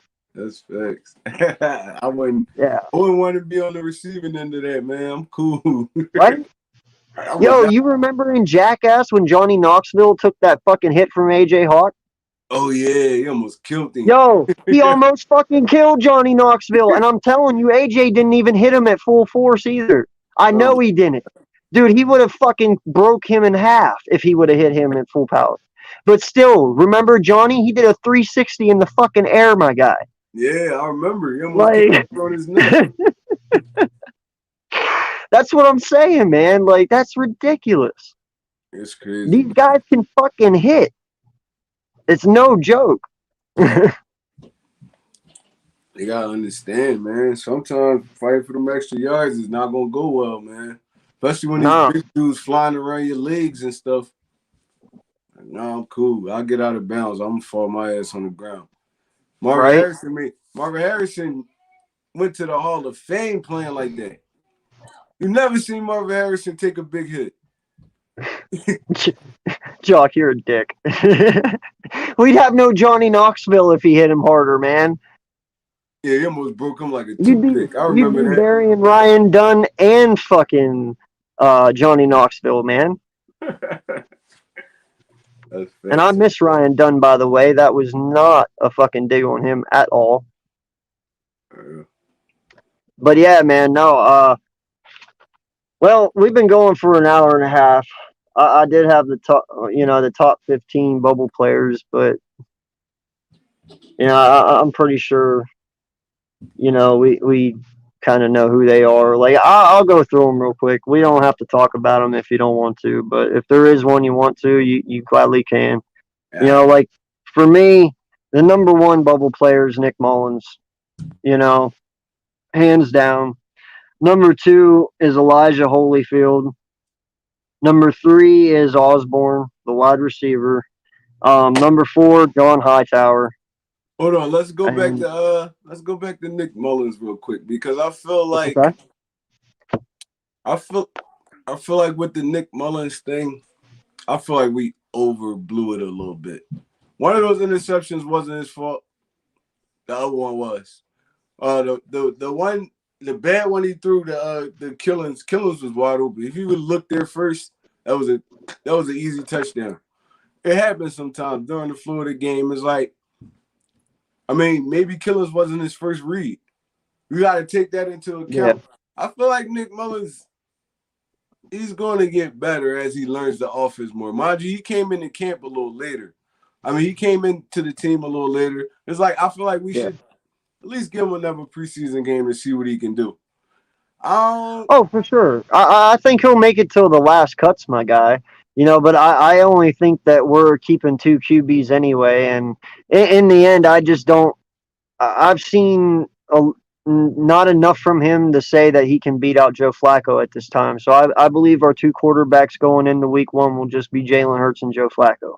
All right, So that's the only reason I put him on the bubble because I have us keeping Is 2. Nick Mullins eligible for the practice squad? I think so. I feel like, Maybe. to be honest, I feel like they should have kept Jamie Newman. They never even really gave him a chance. Yeah, I don't know that either, man. That sucks. I didn't know why they just cut him out of nowhere. It's like, it's crazy. Yeah, I don't know. I really wanted Adams, the one wide receiver that went to Detroit, but when I got on the next morning and I saw that we got Jamie Newman and Trayvon Grimes, I was like, all right, I'm cool. I'm good with Grimes, I'm good with Newman. And then they both didn't work out, and it's like, fuck. Yeah, it was unfortunate for Trayvon Grimes, man. I feel like he would have been a big part of this offense if he would stay healthy. Plus, I was like sitting there thinking instantly too. Okay, well, we got Grimes. Grimes is a way to keep JJ off this fucking team. Well, that's gone. Yeah, everybody. I mean, am I wrong though? Man, it's crazy, man. Am I wrong though? I mean, Grimes would have taken it from JJ. Grimes has. Oh yeah, he's a good 50-50 catcher, But yeah, you could keep it going. You could keep it going. I'm gonna stop you whenever I feel like it's a uh-oh. Yeah, I'll give it a second real quick, before I move on. All right, so we did Osborne and then Hightower. You good with those 2? Yeah. All right, Matt Pryor was 5. My fault. Even with Hightower, it's like, how did you take this big of a step backwards, man? It's like, you was getting hella playing time last year. You got a lot of game experience last year. It's like, I'm disappointed in John Hightower, man. But well, from what I heard from an inside source, you probably didn't watch, but yeah, I broke the news like 2 weeks ago. From what I heard on Hightower, man, Hightower doesn't have the love for the game, and he has some maturity issues. So if he's not mature enough for the NFL and the love isn't there, I'm not expecting him to take any steps forward because for you to get better, you have to love what you do. And if he doesn't love what he's doing, he ain't going to get better. You know what I mean? And he'll never reach his full potential if he doesn't love what he does. Do you feel like it's more of a drafting of Devontae Smith? Quez Walker's emerging. Hurts and Fogel might be one of them gonna be slated to start. Greg Ward been doing this thing for the past 2 years. Do you feel like Hightower feels like he's the odd man out regardless of what he does?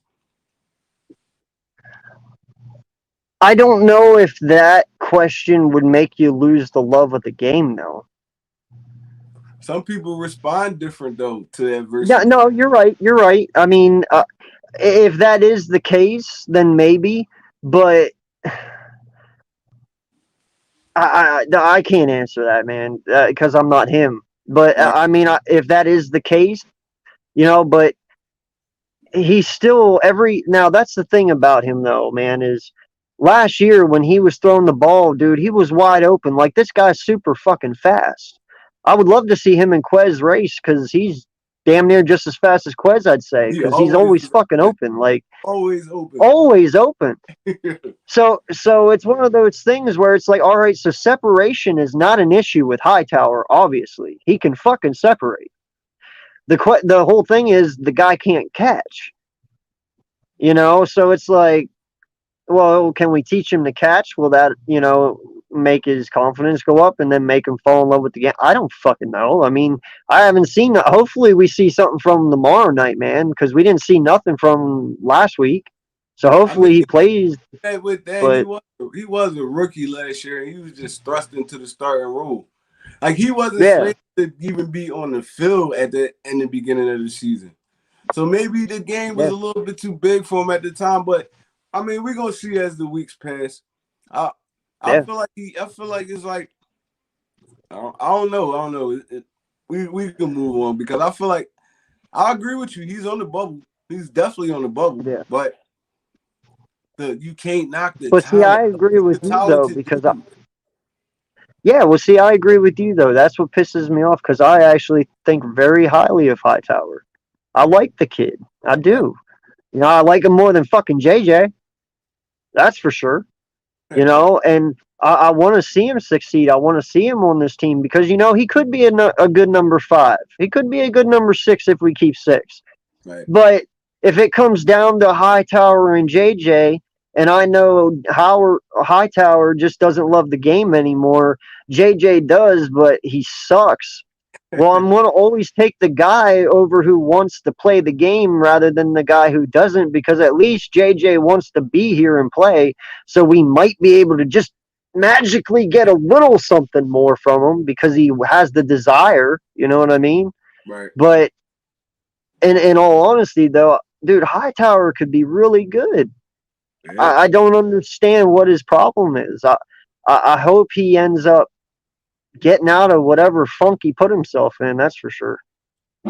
And Jock, I want to answer this, but I can't answer it because I have not seen anything on it. But do you know that question? Did we bring a kicker in? Because I have not heard anything about it. I think he just basically taking a shot at he taking a shot at what's the kicker name? Damn, what's our kicker name? Elliot or Yeah, Sipos? Jock basically taking a shot at Elliott. That's what it is. Well, no. Elliot's injured. He hurt Oh, his ankle. oh, Yeah. I didn't even see Oh it. yeah. Let me put it this way then. I got to tell you this then too because you probably didn't hear it. Derek Barnett's fucking injured again. What kind of injury? So shoulder. Oh man. I don't know how long he's going to miss. I'm not sure the extent of it. But yeah, so he hurt his shoulder.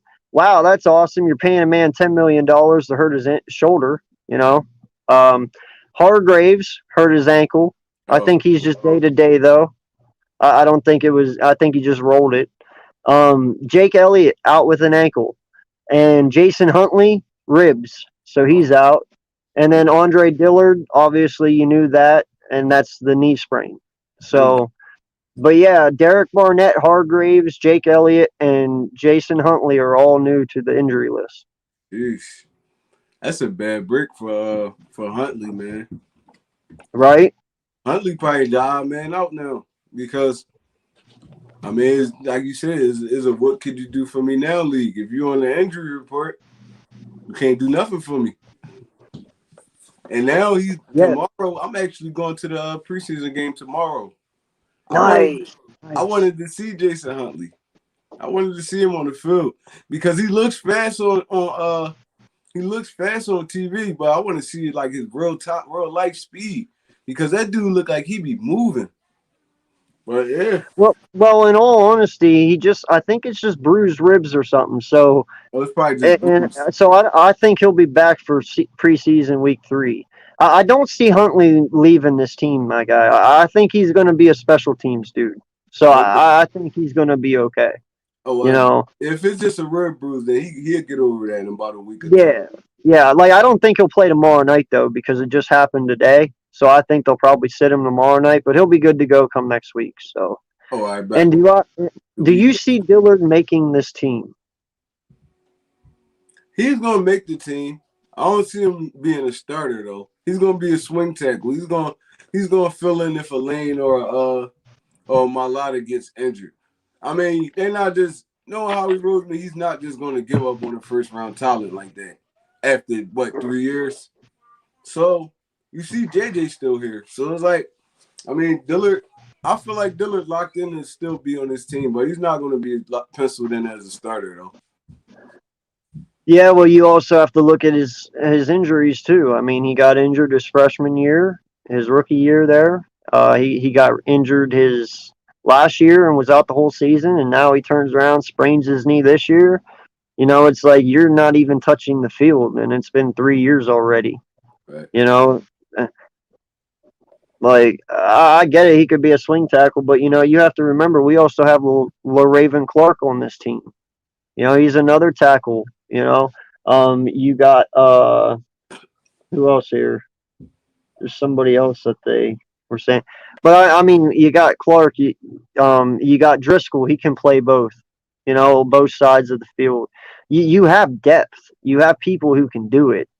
But I don't know, man. I just say he's a waste of space at this point. Yeah, but I mean, even with LaRaven Clark just coming off a major injury as well. So it's like, is he? I don't know. How much you gonna be at? Yeah, he just last year he missed the whole season with Indianapolis. So I mean, only time gonna tell. But I feel like Dillard is a lock to be on this team. I mean, Do we even have Tooth anymore? Yeah, I thought we let go. We do. Think we let him go. I think we let him go. I'm not sure. I'm gonna check once we get off of here though. Okay. Now, I know there was a couple guys that we had last year that we didn't keep around. I don't know if he was one of them or not. Oh no, he definitely was on the team this year. No, yeah. I mean, after the season was over. I mean, he played last week in the preseason game. Tooth? Yeah. Oh shit. Well, then never mind. Yeah. He was on the field. Well, and he started at the end of the year for us too, right? At right tackle. Yeah. Yeah. No, I like him. I mean, like I said, Herbig, I think highly of. Driscoll, think highly of. You know, Dickerson, yet to be seen, but from what I hear, he's a goddamn monster. So, you know, no, I'm not worried about that. So, but then I have Matt Pryor as 5. What do you think? You good with that one? Matt Pryor haven't showed enough to be on this team, man. He disappointed me last year. He played like right. Then I have LaRaven Clark at 6. Mm-hmm. You know that. But that's why I have him question mark, because it's like, well, if you're going to trade Dillard, then LaRaven Clark has to show you something for you to make that move. That's why I have that one there. Mm-hmm. JJ is 7. Whether you want to believe it or not, he's on the roster bubble. You know, I agree. And then Jack Stoll. But that I can't really do anymore because of Jackson going down. But like we said earlier, Jackson's not going anywhere. So versatile. You could play Jack Stoll as like a fullback. A fullback. You could play him you could spread him out as even a wide receiver in a goal line situation. So he'd be very valuable to a team, but I don't know about this team. So I mean, I agree with you about Stowe, because I didn't really, me personally, I didn't really see enough out of him. But from what I'm hearing out of camp and stuff, he's doing a lot of things that you can use him on the field. So I agree with it. Well, and that's the thing. Like, from what I hear is he has really good hands. He can catch the ball really well. And for the way I'm looking at it is, you know, they're going to use him. If they put him as a fullback, they're going to use him how the 49ers use theirs, you know, or who else am I thinking of here? Who else has a fullback? There's a couple teams with a fullback, but pretty much how the 49ers use theirs, you know, someone who can get out in the flat, you toss them the ball and then let him take off. You know, he is 6'4", 240 pounds, so he's a pretty good sized dude. You know, he's got some weight behind him and he can move. You good Was athlete that? overall. Yeah. No, he's a So good athlete overall.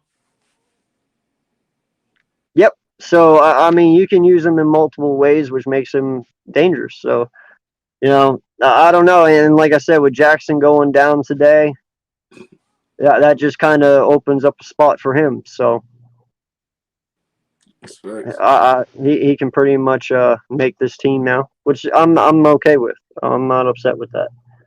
And then you have Jaquan Bailey, who is a defensive end, Yeah. but I have him putting on the bubble because I think Jackson beats him out. So Yeah, but last week, I know he's a defensive end, but he played a lot on the inside last week too, like as a D tackle. So he made a few plays too. So I mean, yeah.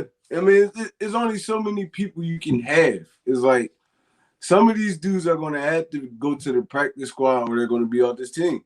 Maybe he's one of those dudes, but I seen a lot out of him last week. He got a good push up the middle. Him and Jackson. Him and Jackson yeah. played well next to each other. So yeah, I could take. I agree with you. I agree with you. Now I mean there is one way he could make it. I mean I don't know how he's what else he can do, but I know Ridgeway has been on this team the last couple of years. I like If Ridgeway. one of these, I do too. But I mean, if Bailey can prove something a little more than Ridgeway, he might be able to force that spot. But or his roster spot, which would move Williams up and Jackson up one, and then he'd be the last guy. But you know, I'm with you. I really like Ridgeway too. That's some good depth right there. Mm-hmm. And then I have Tua Paluktu. You Yeah. know, I ain't really see much out of him, man, since he been out there. It's like he was on that unit where when the Steelers was running the ball down our throat. yeah. It's like he wasn't doing nothing up front. So I agree with you with that one too. Dude, that whole defense the second half, man, they were just getting stood up. Mm-hmm. Like it just looked like there was no effort. Like they didn't want it. You know what I mean? Like I just saw no drive, no motivation. It was just bad. Yeah. Only person out there playing good was like Epps and Bradley.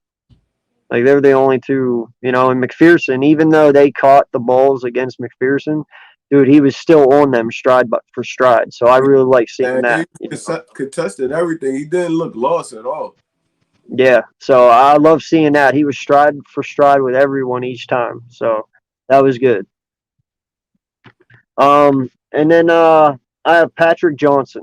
That might surprise some people, Uh, but Not really. I don't feel like he had a strong showing last week either. He got a sack, but Patrick Johnson though.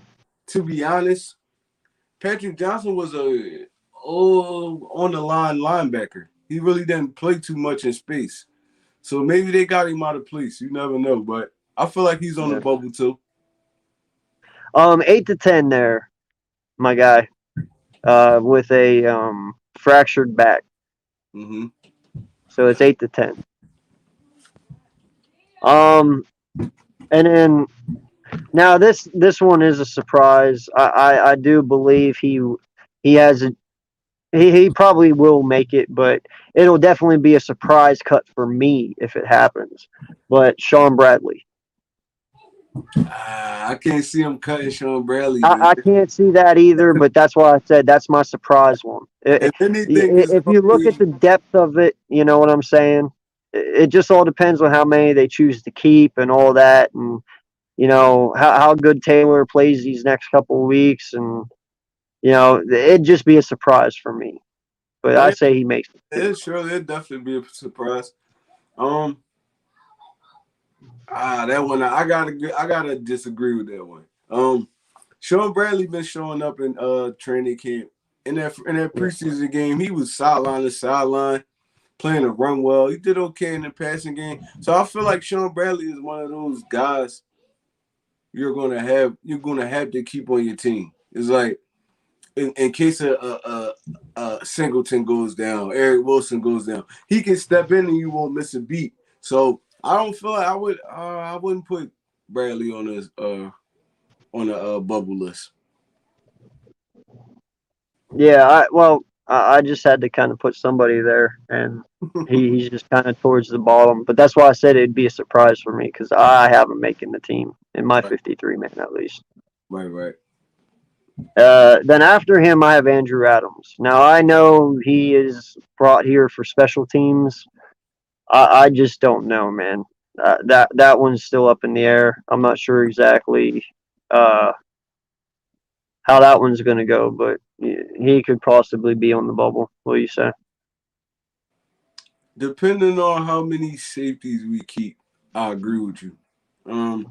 Because I feel like it's going to be Rodney, Harris, Kayvon Wallace, um, Epps. That's 4 right there. If we Yep. end up keeping the 5th safety, then yeah. But I agree with you. He's definitely on the bubble. He hasn't really showed us anything since he's been here, so he's definitely on the bubble. And then Leverett Hill, the cornerback, he's Leverett. actually competing with Jaquette. And for right now, I actually have mine being Slay, Nelson, Maddox, McPherson, and Scott. For mine, so I don't think he'll make this team, honestly. Oh But no, he's definitely not I making. don't even think Jaquette makes the team. But they might make practice. You Um, could keep him around for practice, possibly. yeah, with that one too, depending on how many corners we keep, because um,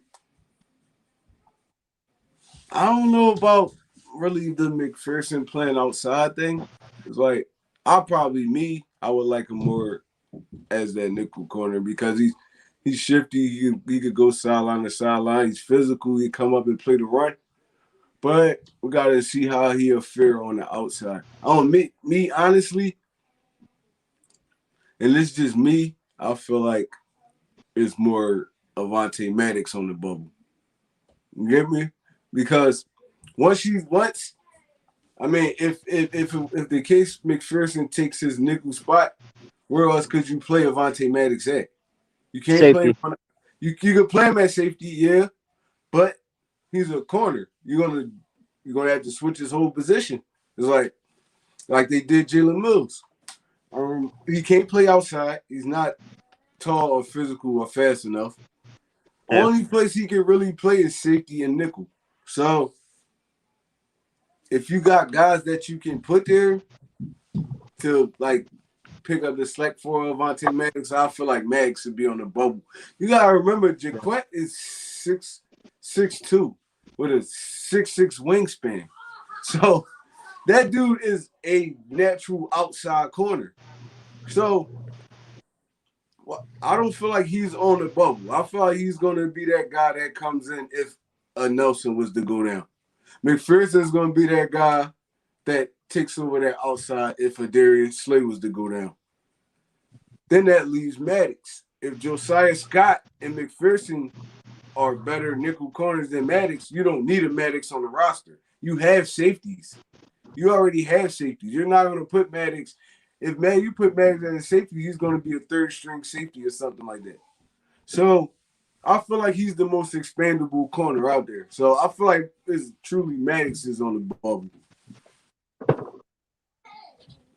How you feel about that? I never really thought of it that way, so I don't know how to see. That's why I love doing collabs because you always get different versions of things. I never thought of it that way. I know I heard you say the other day. I believe it was you that he reminds you a lot of LeBlanc. Was that you? Like body type and how they play and stuff. No, Which I that was agree. JC. That was JC. Oh, that was JC. Yeah. Which I do agree. They both are the same height. They both are the same body type, same weight. I mean, they are. But I don't know, man. I've never really thought of it, but I do like McPherson. Mm-hmm. I do like Scott. They both have really good potential and upside. Right. I just, if you want to make that move, how about I say after this season, you make that move. Yeah. I would just give Maddox this time just to let them to develop into next year. Because, like you said, I'm pretty sure Nelson's only here for 1 year. Yeah. You know, I don't know if even Slay stays after this year. You know, because of his age, the way his contract is put up and stuff. Right. You know, it just all depends on who's available during free agency. I haven't even looked into next year's free agency, so I don't know if there's any corners that are coming out or what. I got to look into all that before you decide. And I don't know, man. That's tough. That's really tough. It's tough, man. But I like the way you think, though. I mean, if McPherson or Scott could easily jump in and take that away from him, that's a plus, right? Because Yeah. I mean, these are young guys stepping up, so I can't complain about it. But yeah, I don't know. It's hard, right? When you break I it don't that way, it's know. hard. It's like, where can you really put Avonte Maddox at if you don't have him at nickel? He can't play outside corner. You have safeties. It's like you're not gonna shortchange one of your safeties just to put Avonte Maddox right there. The only reason they put Avonte Maddox in his rookie year because so many of our guys went down. Right. He Well, had then the only reason you keep him for that reason only is if there's an injury, he makes a good depth piece because he has the experience. I mean, exactly. that's the only reason then I would say keep him around because, granted, even if a spot is taken, he has some sort of use. Even if it's even if it's like you said, if he doesn't start, okay, that's okay. Say Kayvon goes down and McLeod goes down again. Well, Right. you do have Maddox who can fill in if he needs be. And plus I like the way he is. You see his motivation and stuff during his pressers. He'll sit there and he says, "Hey man, I'll play wherever they want me to play. I ain't greedy. I'll do whatever." He's a good kid. He's got a great upbringing. He's got good energy to him, and he's smart. He might have had rough years, but I have to see him 1 year under JG. Man, we've seen him under Jim, but Jim can literally make anyone look bad. So I need to see him 1 year under JG to truly tell you what Avonte Maddox is. I agree, man. Maybe new coaching staff, we get a new Avonte Maddox, man. But you can't. Sometimes you get put in bad positions, but it's like you can see a dude's talent on the field. It's like Avonte Yeah. Maddox is not on the level of some of these guys. Like some of these dudes, you could put in a slot. I'm pretty sure you could bounce McPherson out to a outside corner, and you probably wouldn't lose a lot. But if Avonte Maddox is out there, it just looks like he just looked like food out there. He looked like food out there, man. He can't jump with nobody. He's not fast enough to keep up with the speed of elite wide receivers. He's not physical enough. It's just like you just gonna be a nickel guy. That's what you're gonna be. This is a position. You're not even a corner. You're just a nickel guy. All right. But yeah, we got to see how he looks with JG, and we got to give him a shot. That's just like a lot of people in his defense from last year. We got to give him a shot with a new coaching staff, fresh minds, stuff like that. But I mean, if you feel like Jaquetta on the bubble, I mean, I don't feel like it, but we can agree to disagree. Yeah, I mean, and in all honesty, man, it's all opinion based anyway. I Right. mean, everybody's bubble list is going to be different because everybody likes different players differently, and everyone sees different potential in every player. Right. The way I look at JJ might not be the way you look at him. The way I look at him might not be the way Foothills looks at him. It's all opinion. Right. Now, granted, that was probably a shitty opinion because I'm sure we all agree on JJ and damn near every same way, but Right. you get my drift. And then my last one on the bubble, and I actually like this guy, is Graylin Arnold. Mm-hmm. Really, You Arnold know, versatile, man. He's versatile. yeah. It's just he's gonna be the odd man out because I mean, what is he penciled in as a safety or a corner? Corner. Oh Ooh. yeah, if he's penciled in as a corner, he's definitely not making this team. I feel like he better have a But he better can do chance. both. He can do both. He's versatile as hell. And he Yeah. can play the run, and he plays the run well. It's just, I mean, it's guys over top of him that's going to cause him to I not. like him, though. I I do like like him. if he could get on another team that actually like needs him, I feel like he'll be a good like contributor to that team because he could give you so much. Like he can play the nickel, he can play outside, he can play safety. He's a good athlete, man. I liked him coming Yeah. out of Oregon. I loved him coming out of Oregon. Dude was a monster. Well, no lie, dude. All these guys we cut, they can go to the Jets and the Raiders and instantly start if they wanted to. Facts. Because the Raiders' defense is trash. Fucking Raider Nick, I hope you're not in here, man. If so, I apologize. But even still, you probably agree with me, so I'm not too worried about it. Raider Nick funny as hell, man. Oh, I love that guy, man. He's awesome. I told him, I said, we got to collab. I told him, I said, we're going to live stream our game together. I got to hear his reactions whenever his team fucks up, man. It's going to be so funny. He is so anti-Gruden, it's not even funny, bro. He wants this guy gone. He hate John Gruden, yo. Oh, he fucking wants him 6 feet under. He's like, get him the fuck out. Yeah, man. Which I agree, man. I do. You know what? What, he's getting in his 6th year now?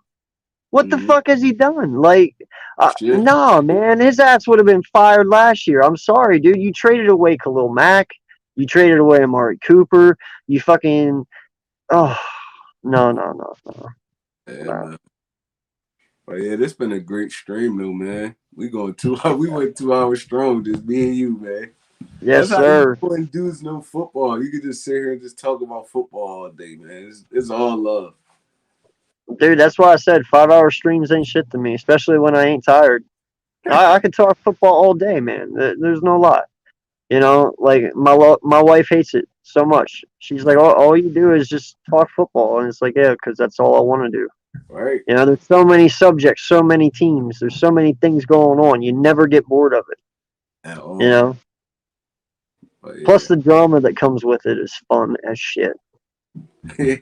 Especially no lie. Half the time when I sit here and say Hurts is better than Dak or Hurts is better than this guy or that guy, I just say it to rouse people up because I love just getting to get a reaction. Yeah, it makes good TV. You know, like today, whenever I sat there and said that Hurts was better than Dak, you should have seen fucking Big Play Slay's face, dude.